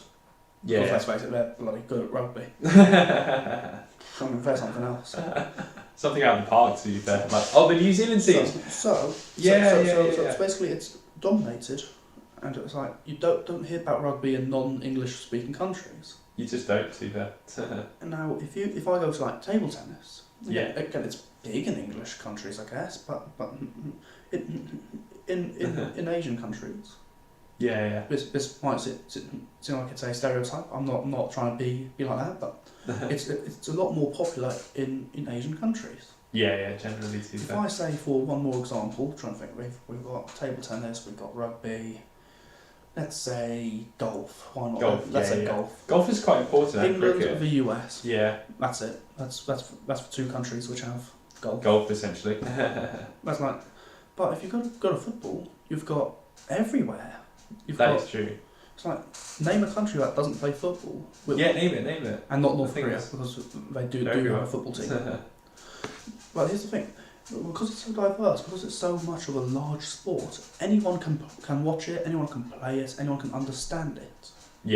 Because, for example, if I say name another sport which Argentina excels at, you don't have an answer for that, do you? If I say name another sport that France really, really excels at, you got no clue. Exactly. That's the thing. Because like, you have to look at the different countries. Anybody can have an input and an impact on football, no matter where you're from. Like South Korea, for example. Once again, it's like, we don't have many amazing South Korean players, but the ones we do have are world class. We got Son and Ji-sung Park from there. Now again, I could be wrong, because I believe Ji-sung Park was a South Korean. However, if I'm proven wrong, then again, that's on me. I quickly thought I checked that, but never mind. You're right. But again, because of what I've just said, I feel it's good to know the potential, I guess, sport diversity as such. Like, it's very important. For example, I know for a fact, had I gotten into football earlier, because admittedly I didn't start properly trying to play until like 2021, 22. I didn't start properly looking to improve until then. I only started playing like year 8, which is like 2017. And even then, I was just playing youth club level. I'm still playing youth club level. There you go. The thing is, right? Well, that's the sport thing. is so football is so diverse because you can literally play like nationals, and then you can play like in the back garden, for example. It's incredible. This sport. I want to join a Sunday league team. Yeah. Simply put, it's good improvement. It's good teachings, and it's like I know for a fact I cannot perform at the pro level. I know that for a fact. But if I got into it earlier, I'm a bit obsessed with progress. I love improving at stuff. I love it. Yeah, go for it. Of course. If I don't improve at stuff, I get a bit annoyed when I'm even doing it. Because I'm football. If I don't improve over 6 months at football, I get quite annoyed. I'm like, well, what's happening here? I'm not improving. What the hell's going on? And in doing so, if I'd have started football earlier, again, my obsession with progress probably would have carried me onto a half decent level. Not class level. That's like a different breed of football. Alright. Because it's so diverse, and you can literally do it from anywhere. You can do it from like anywhere. You can learn football anywhere as long as you have a ball. As long as you have a ball, and the thing is, right? For example, if you have a ball and a wall, then you've literally got all the equipment you need to get started. And the thing is, a ball and a wall, and maybe a cone if you feel like it. If you're feeling like it. But you don't even need that because, for example, this garden here is tiny. But you just grab a ball, start doing knee-ups or kick-ups or something like that, and then you just practice like that. Maybe do some headers. Honestly, this is the possibilities are endless. It is such a diverse sport. Because you can learn it from nothing, pretty much.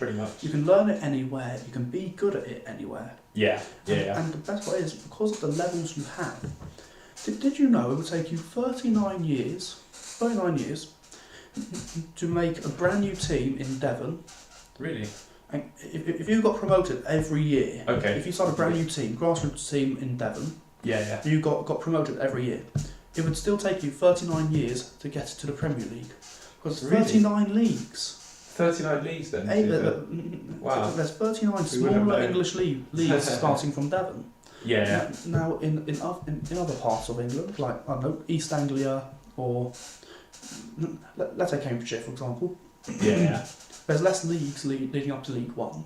Okay. Or League 2 even. There's a lot less leagues. However, depending on where you start, you can go up leagues quicker. Yeah, of course, because that's the thing. You can just start small with a smaller sort of league and then increment like that. Actually, I'm going to have a side tangent. Go for it. No, that's all right. Sorry, You're good. No, it's all good. I've just not stopped rambling today. However, you don't ramble. The thing is, these are valid points, but of course, a person like myself might not necessarily understand everything. It's like, I wish I had made to go properly into football because, simply put, I've got my brother to train with, and don't get me wrong. Bradley as well. Shout out to Bradley as well. I've got 2 brothers I can train with even. Which is your other brother? So you got Bradley. Bradley and Kean I can train with. Kieran. Kean. Oh, cool. But here's the thing. There you go, mate. With brothers, we all know how brothers are. You can get annoyed by them easily. It's just general. It's just a general brotherly love type thing. It can feel like a hierarchy. For example, if I go train with Bradley or Kean, half the time I will be ball boy or goalkeeper for their, for their shooting practice. You basically just do like assigned sort of roles essentially. I don't want to be goalkeeper for their shooting practice. I want to practice shooting. So exactly. If I had made to also into football, we could cycle that more proficiently and efficiently. However, because I don't have too many mates who are into football or playing football or just having a kick about really, like I don't feel that you need to be into football to play football. Exactly, you don't need to. The thing is, if you've got the encouragement to do it, get out there, grab a ball, borrow a friend's ball, and then just do it. Because the thing is, football, I guess of course there is an element of competition to it, but that's only once you start sort of participating with bigger audiences. But if you just compete with your friends, your brothers, sisters, whatever you might have. Have a kick about. Maybe grab a I don't know, like a shirt, put it down as like a goalpost, and then grab like a bag, put it over there. Yeah, exactly. Open it up, and whoever kicks the ball in there. I'm going to sneeze. Bear with me. Go for it. I'm going to try not to sneeze, of course. Right, here's the thing. You're right. No, you can sneeze, man. I tried to teach a friend the basics of football one time. Because, again, this dude isn't into football at all. Yeah. This dude has never kicked football in his life. Right. However, I thought I'd try and teach him the basics. So I basically taught him control his touch. Yeah. What part of the foot to shoot with, things like that.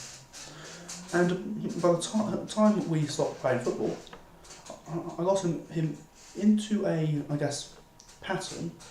Okay. But where if I work well in goal, he could score a few good goals. Fair enough then. Because it's easier to learn, and if you have more people, it just becomes easier to learn. Because, for example, passing training, you can't really do passing training if it's just you and a wall.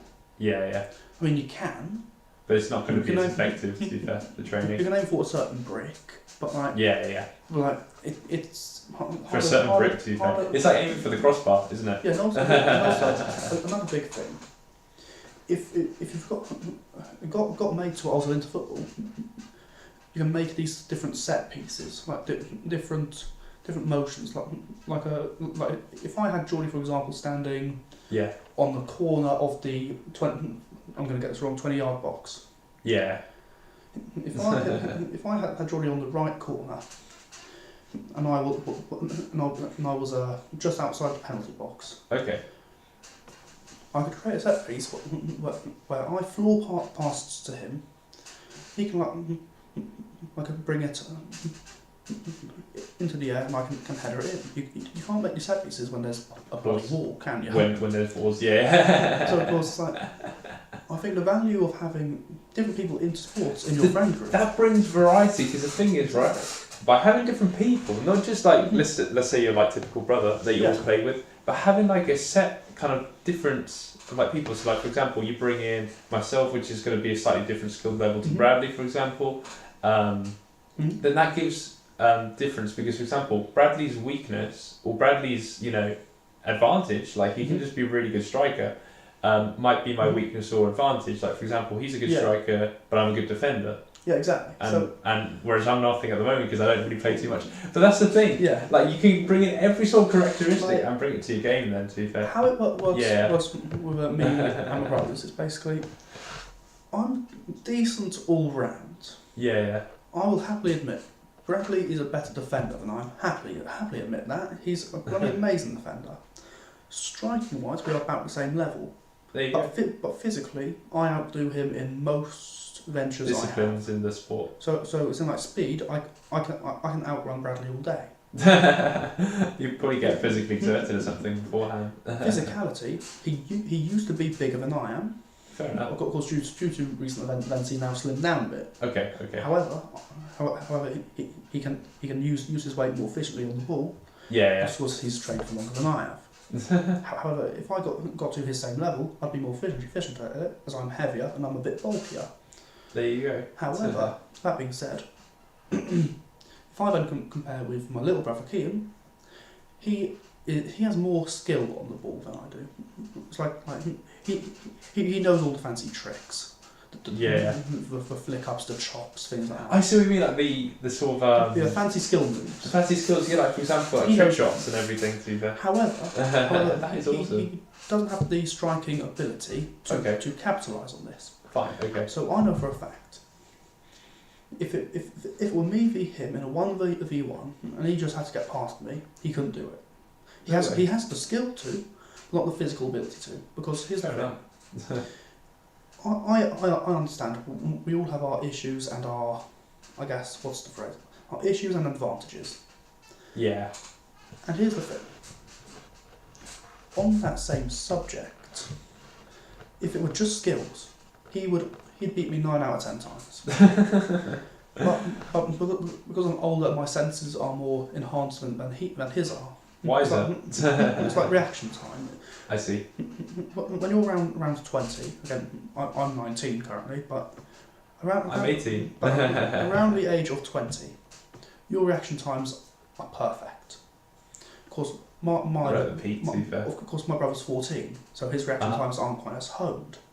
So the thing is, your mind is still developing and everything.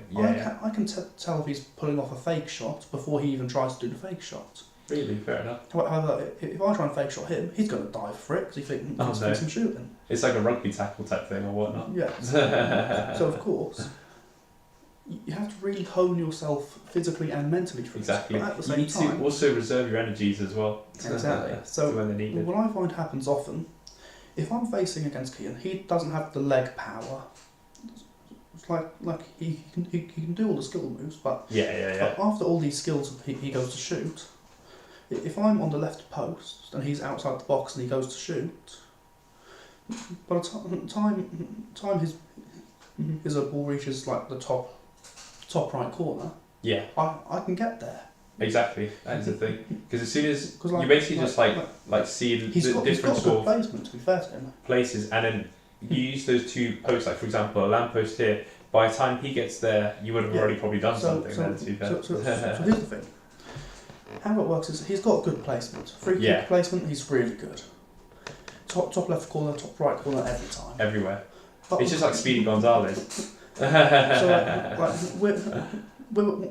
with a free kick, of course, it's a dead ball.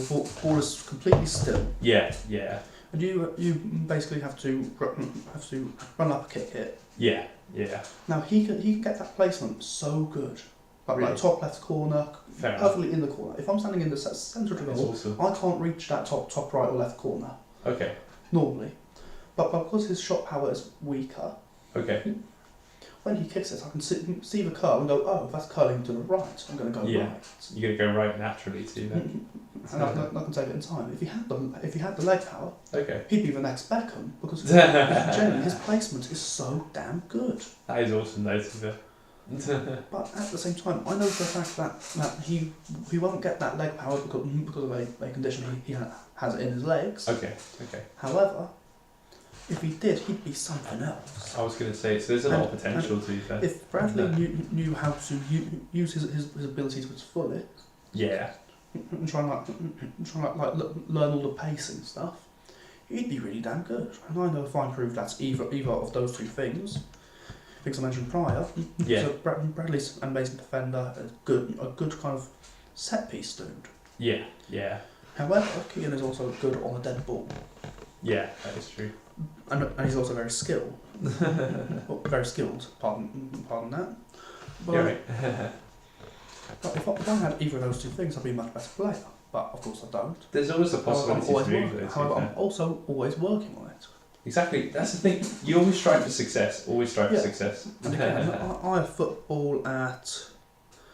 It's 4 o'clock now, isn't it? I have football at 7 o'clock.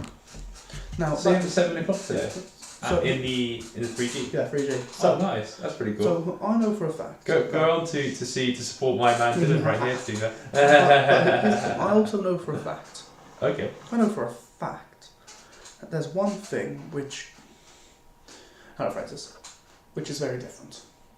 Because I play football twice a week. Yeah.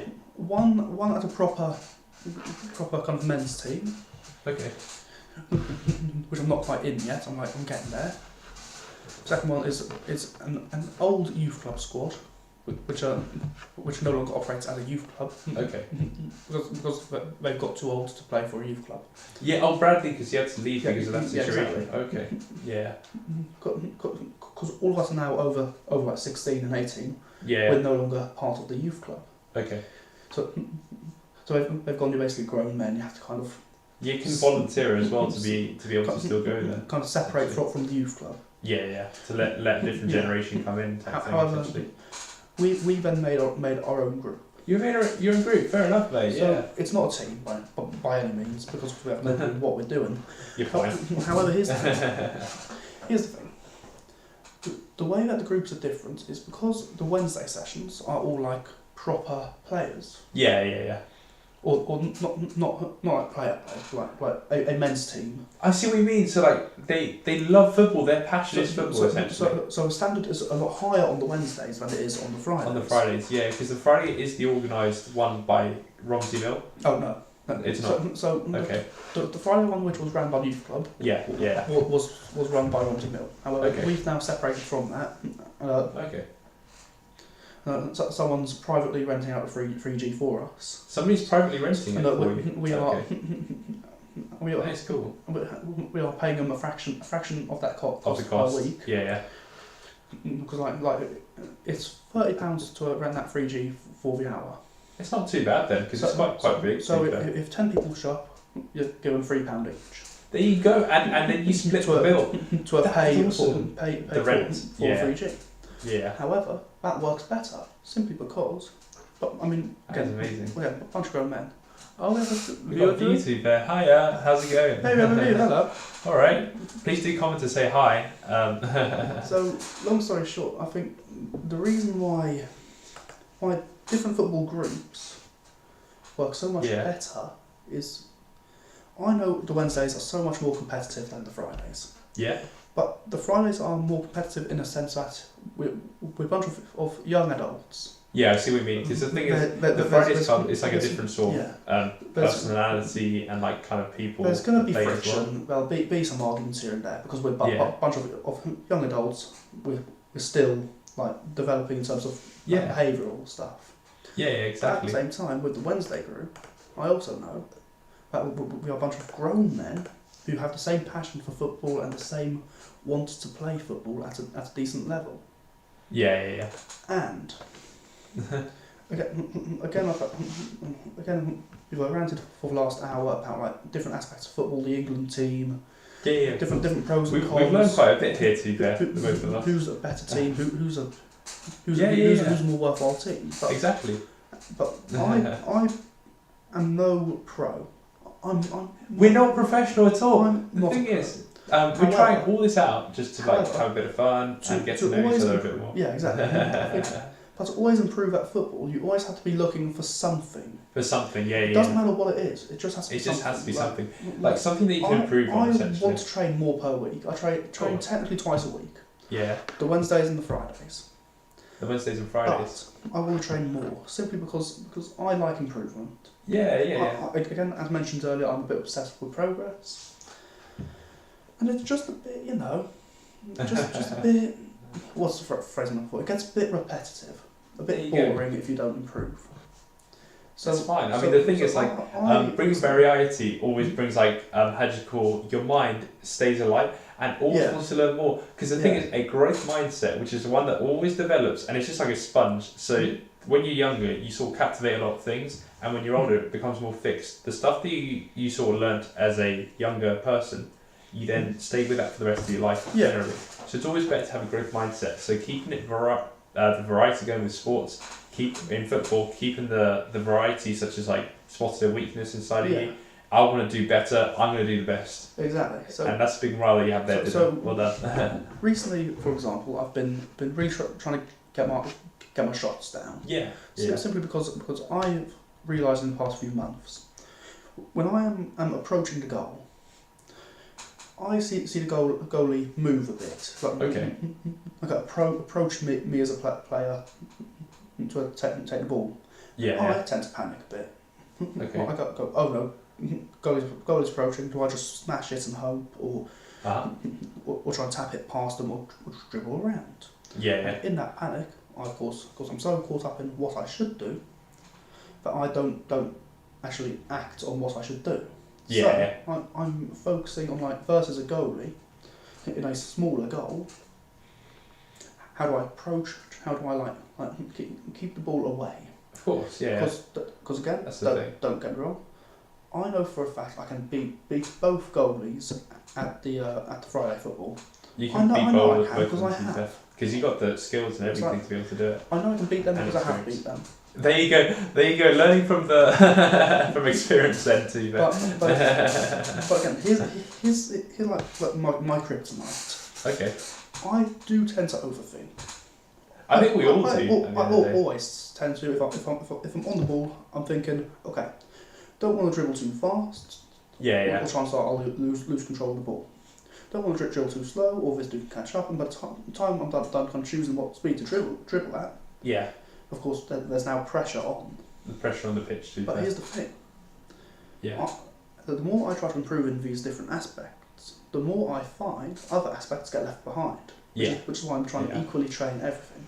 course, that except balances defence, out, because I hate defending.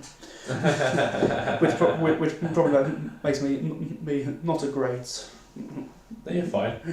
Not a great all-round player. No, you're fine because the thing is, for example, I would we've always got areas to improve on, so, to be fair. but I would happily offer to, for example, if I went, hey Jordi, Yeah. do you want to come out on, say, Monday and train like this and have a kickabout? Of course, in a friendly, social way, it would still be good. Yeah, it would be amazing though. It also helps improvement at certain aspects. Yeah. Yeah, like I ramble quite a bit, as I'm sure. Fine. Sure you know from this. No, but that's the thing. We're just getting to know each other quite well. And to be fair, like you understood. I don't know. I guess I understood a lot about your football life, and it's honestly like the biggest burning subject that you've had inside of you. To be fair, for a long time. It's like, and it still is. It's just again, I got into football really late. Comparatively 2020. Extremely late. It's not that late. It's never too late. You're only 19. You're at your peak at the moment.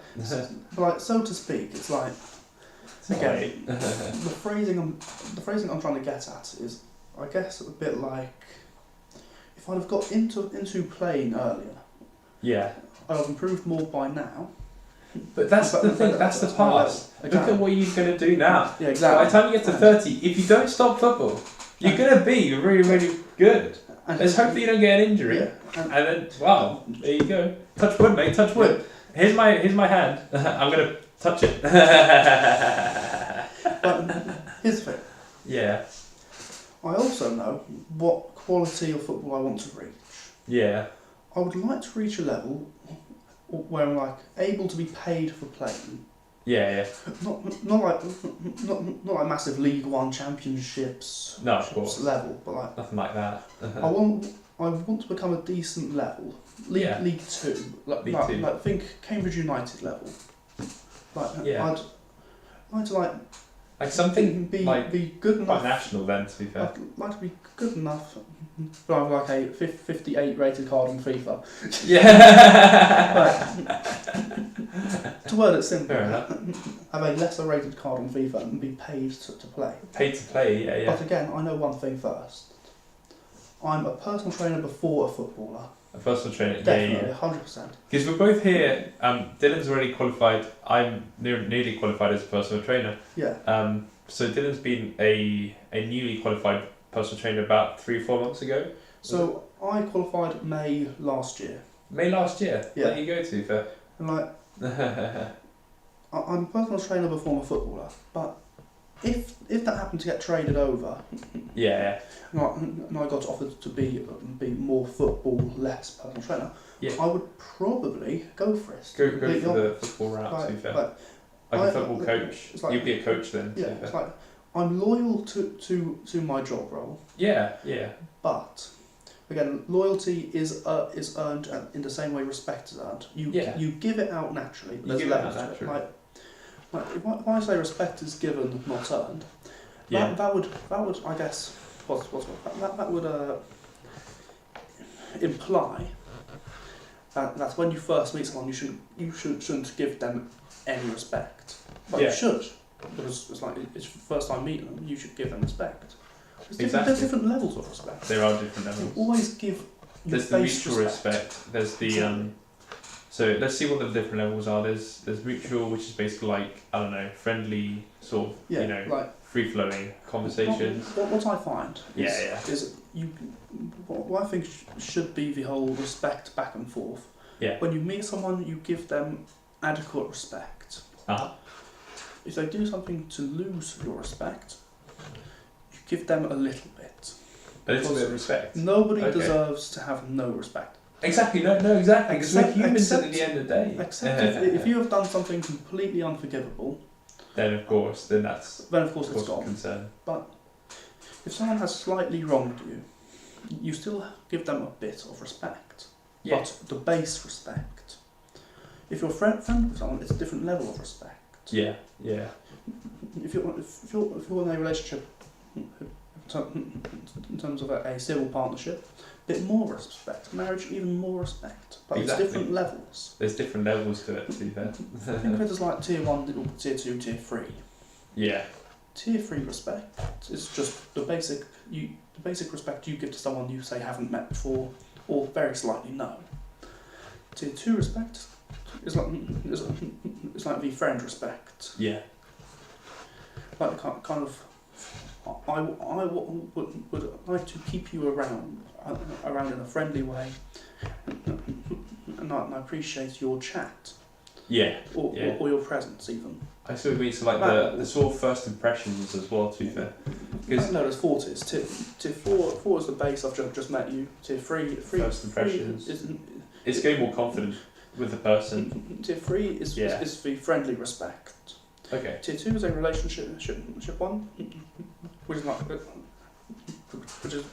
is of course currently what I'm in. Yeah, of course. It's However, when you've cracked the ice a long time ago. Yeah, exactly. And you understand the person like pretty much inside out, to be fair, by now. Again, it can seem disrespectful to say I don't respect you on the fullest tier. Yeah, not to some yet, people to be it fair. can seem a bit disrespectful, but there is a full reason for it. So I mean, Exactly. You can't get too confident straight away. Via though. Mrs. for example. Okay. I know for a fact she's on tier 2 respect. Is that a good respect? Yeah. I respect her a lot. Like, I'm quite smitten, for lack of better words. However, she can't be tier 1 respect yet, because as much as it is a civil relationship, it isn't further. Yeah. It's not like a I will spend however much longer knowing you and being with you level of respect. Yeah. Simply because we don't know.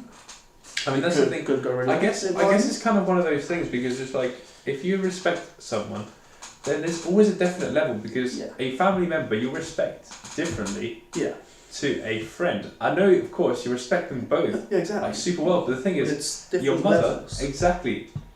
Think of your mother. Like, your mother brought you to this world.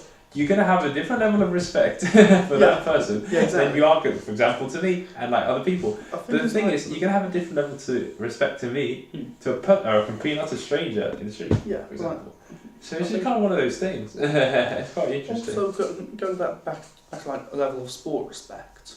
Yeah. The people I respect the most in football aren't the people who've done it the longest. It's not the people who are the best at it. The people who I respect most in football is people who dedicate the most time to it. Because it's the people that persevere it, to be fair. Because I think it's clear to say. Yeah. It takes a lot to commit to something. It's be it a sport, be it a hobby, anything like that. It takes a lot to properly commit your time and energy into something. That is true. A lot of perseverance as well. At the same time, if you do that, it's not a I give and you give. It's a I want to commit my time, my energy to this.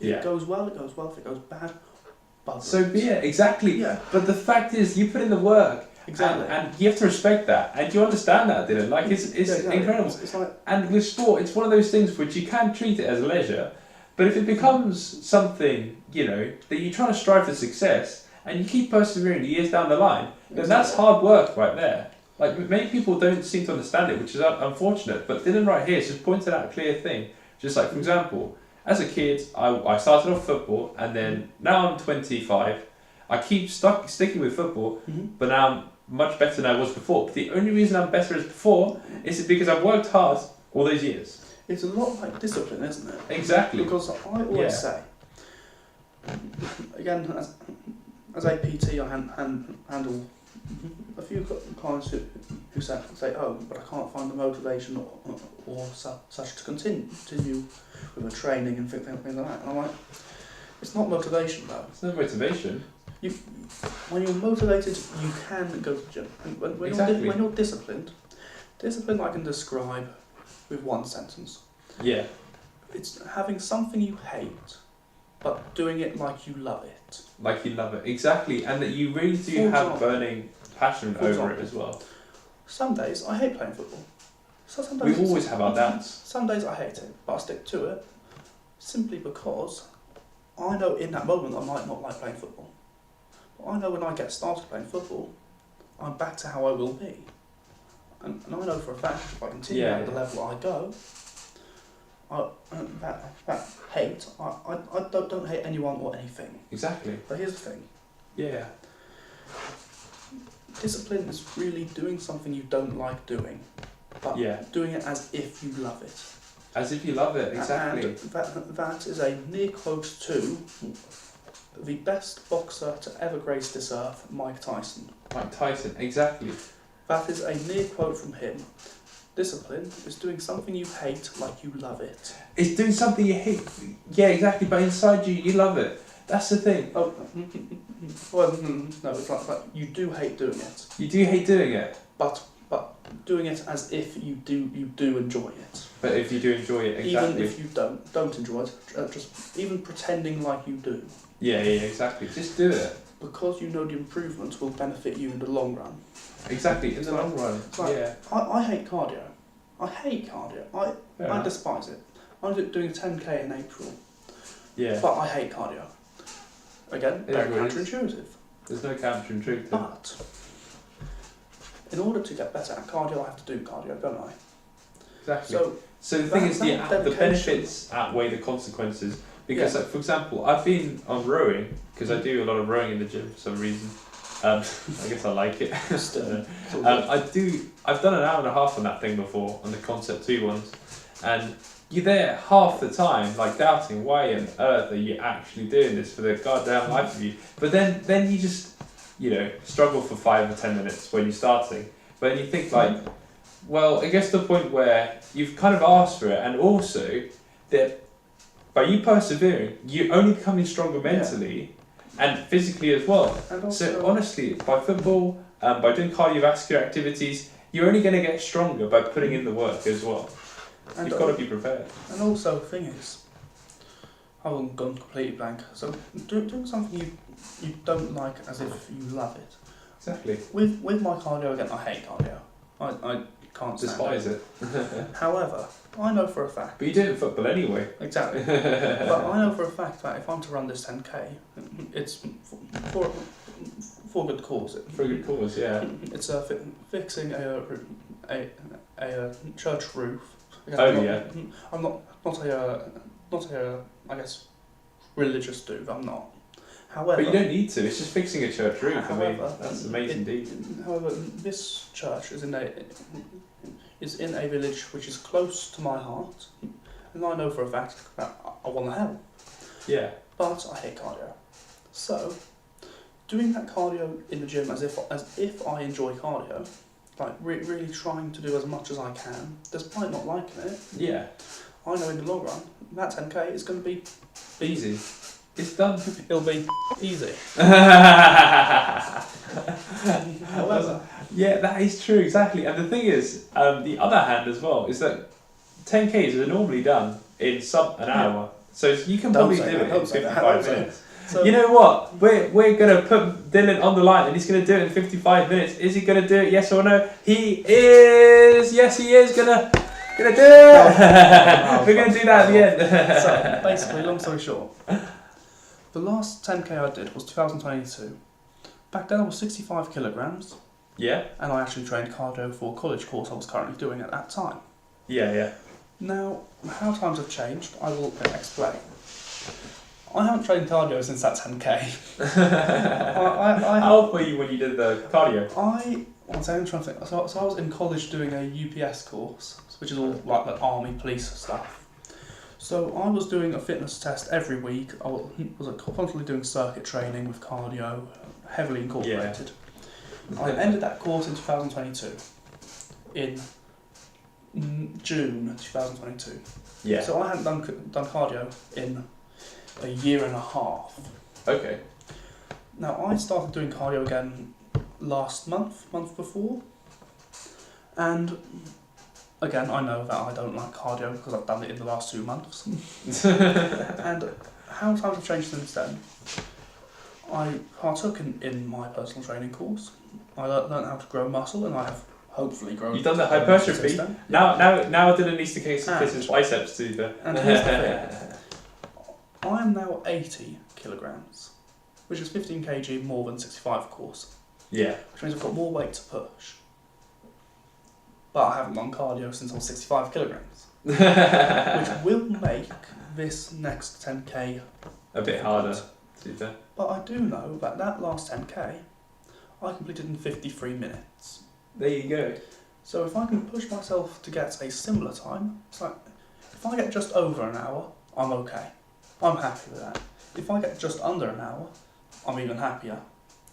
But if I somehow, and I mean somehow, beat 53 minutes, bearing in mind I'm doing this 10k dressed up as Spider-Man. So it's got added weight and...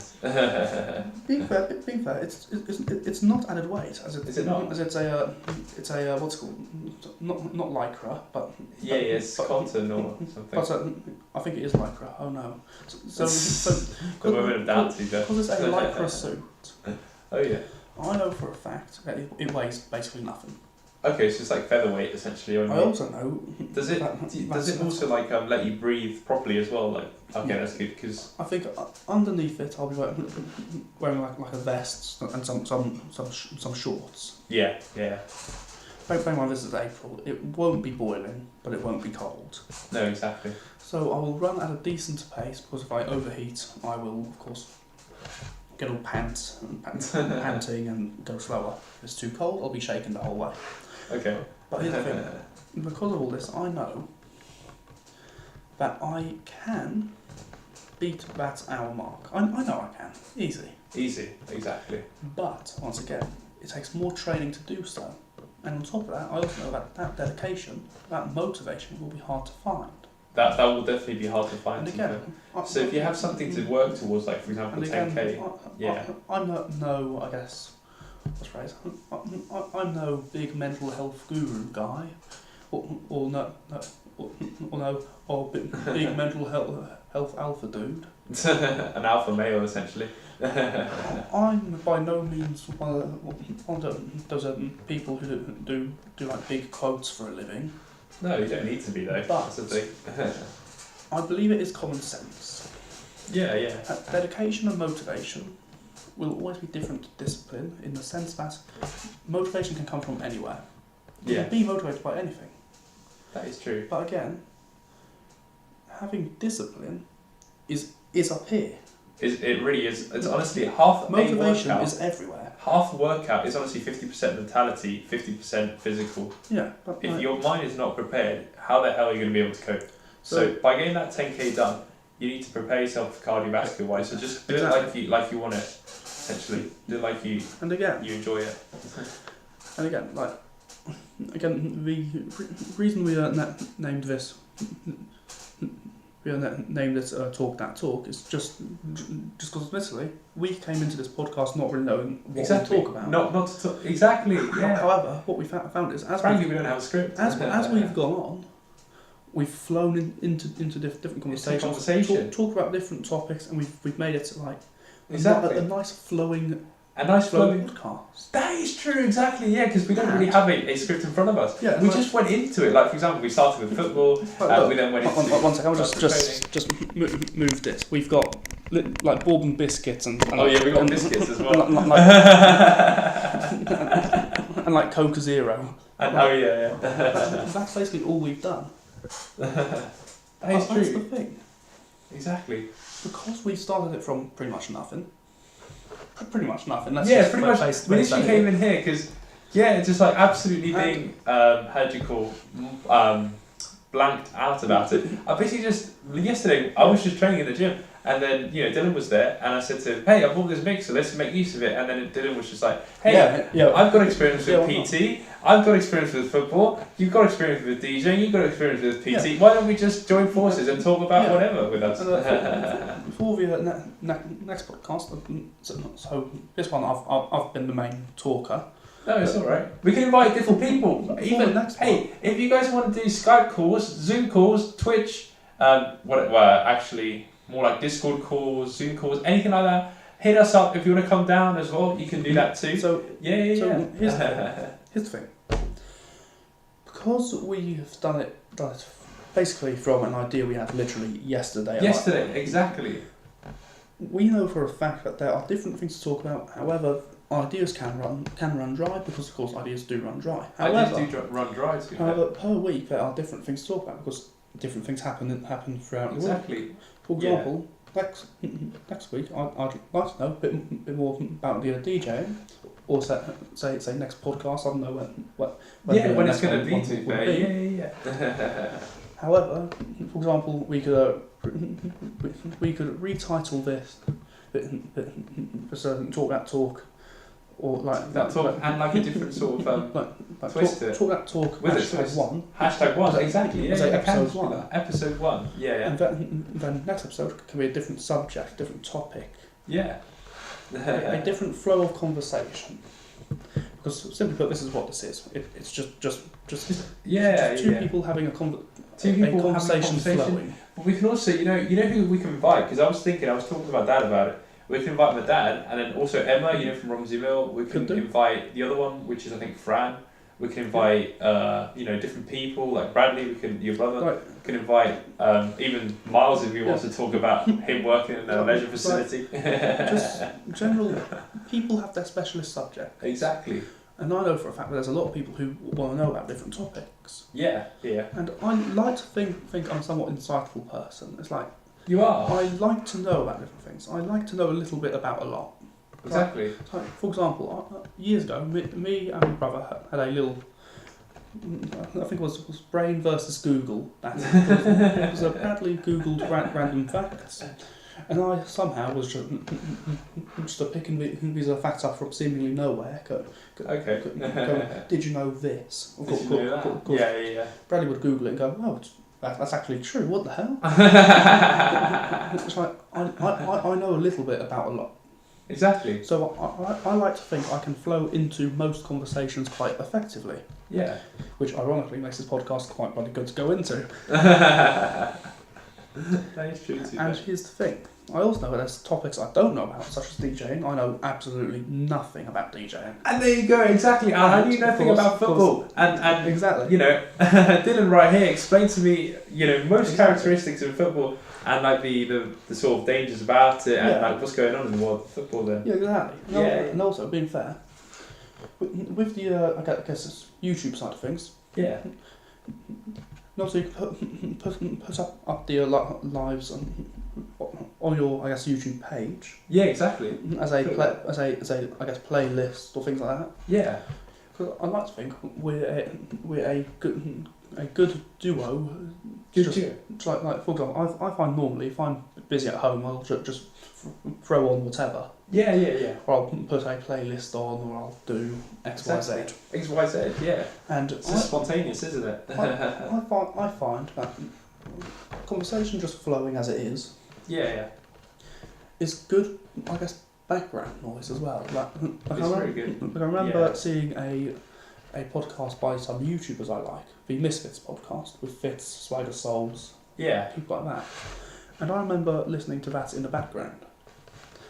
I was just doing general housework, just putting the washing on. Yeah, exactly. Hoovering a bit, and I'm like, this is actually good background noise. It's like it's people. That's the thing. Talk about their different stories, backgrounds, things like that. Because you talk about the stuff in the background, and then it kind of gives you a bit of an insight. Because whilst you might not be necessarily 100% focused on that podcast, even giving the podcast a 10% attention span or 20%, that in itself gives the sort of listener a kind of thing to listen to in the background as they're cooking. Is there anything to fair? Like I remember last night, randomly a video came on my YouTube.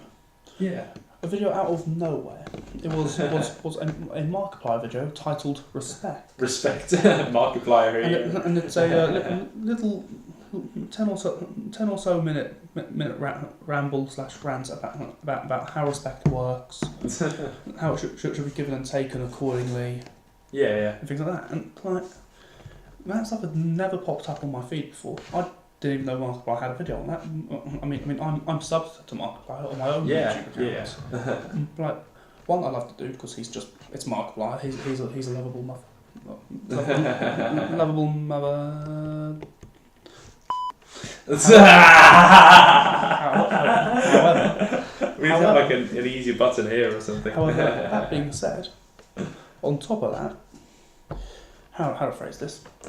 Knowing that different people have different topics and different subjects that they are passionate about and they want to speak about to either themselves or another person. Be fair, a solo podcast can work just as good as a duo podcast. As a duo, exactly. Personally, I prefer the duo because it means it's like we can like bounce ideas off each other, bounce conversations off each other. Exactly, and we sort of develop from each other, and then we learn. So, like for example, I've learned a lot of things about football today, about generally everything really, and then hopefully I can do the same to you in the future. But in like future podcasts that we do together and everything. Just quickly, go for it. Just a random note. Go for it. How often will we be doing these podcasts things for? So we can try it as many times as I can. I mean, I'm very, very busy at the moment just because I've got the rest of the personal training things to do. I go to college and I do DJing every now and then, and I work at the local gym. So I'm very busy. Right now it was a good opportunity to come down because it was a half term. But so hopefully we can do it maybe Tuesdays, Thursdays are normally quite good. Tuesday afternoons. Afternoons, yeah. And so we can do an hour. An hour is everything we need. Yeah, exactly. And then we'll try and promote it as well, because the thing is, promoting is all about it. Because right now we've only had one random view, but hopefully we can get more in the future. Are they still it or no? Probably not, to be fair. Oh, that's a shame. Yeah, but yeah, to be fair, like we'll get people commenting in the comment section here, and then we'll be able to read them out, give them shout outs. And you can control it too. It's not just me that can do it. I've always enjoyed the aspect. Of talking to people who aren't quite also in the room. Exactly. That is true.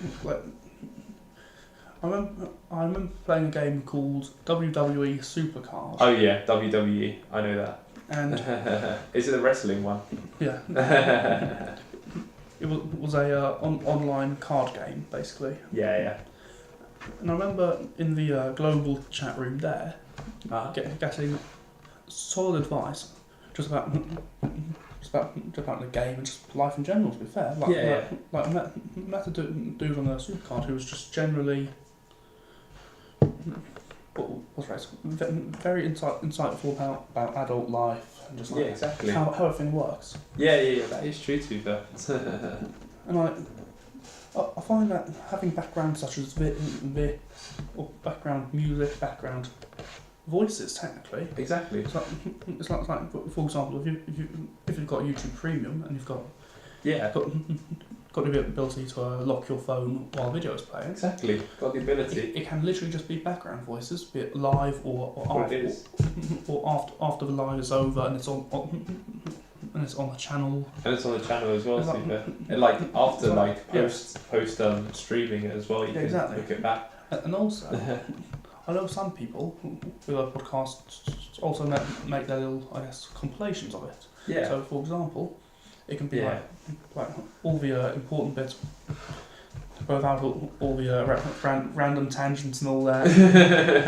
Which means I don't mind the tangents, but no, but they're really cool. They add excitement, and the thing is, once you just read a script, it also adds more humanity to it. Humanity, yeah. It doesn't sound so robotic. Because let's face it, I mean, there's always going to be that one YouTuber who is just reading off a bloody script. Yeah, exactly. And once you have a script... like what? But yeah, it's like... That is true to you, It's like, long story short, there's a lot that each person can give to a podcast without even trying, really. Yeah. Because, like, for example, I know for a fact what got Joe Rogan's podcast famous. The wide variety of guests. Exactly, because he had so much diversity essentially with it. Each week you have a different person. Be it Elon Musk or Neil deGrasse Tyson. Yeah. That is true. The list of course goes on, but like there's... the list goes on and on. Matt Rife, I think he had at one point. Shane Gillis. Like, so many people with different specialist subjects. Exactly. It's like, I would love to have just a 30-minute chat with Neil deGrasse Tyson. Oh, that is awesome, man. The dude is clever. Comment on his videos and we get him down.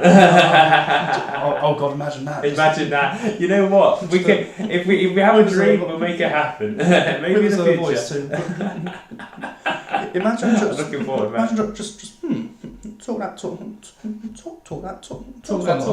on again. Episode. It's got potential. I'm coming down. Episode like 6 or 7, and you suddenly hear Neil deGrasse bloody Tyson list. You know, I think the universe is quite a interesting subject. I love the universe. I'm coming down, boy.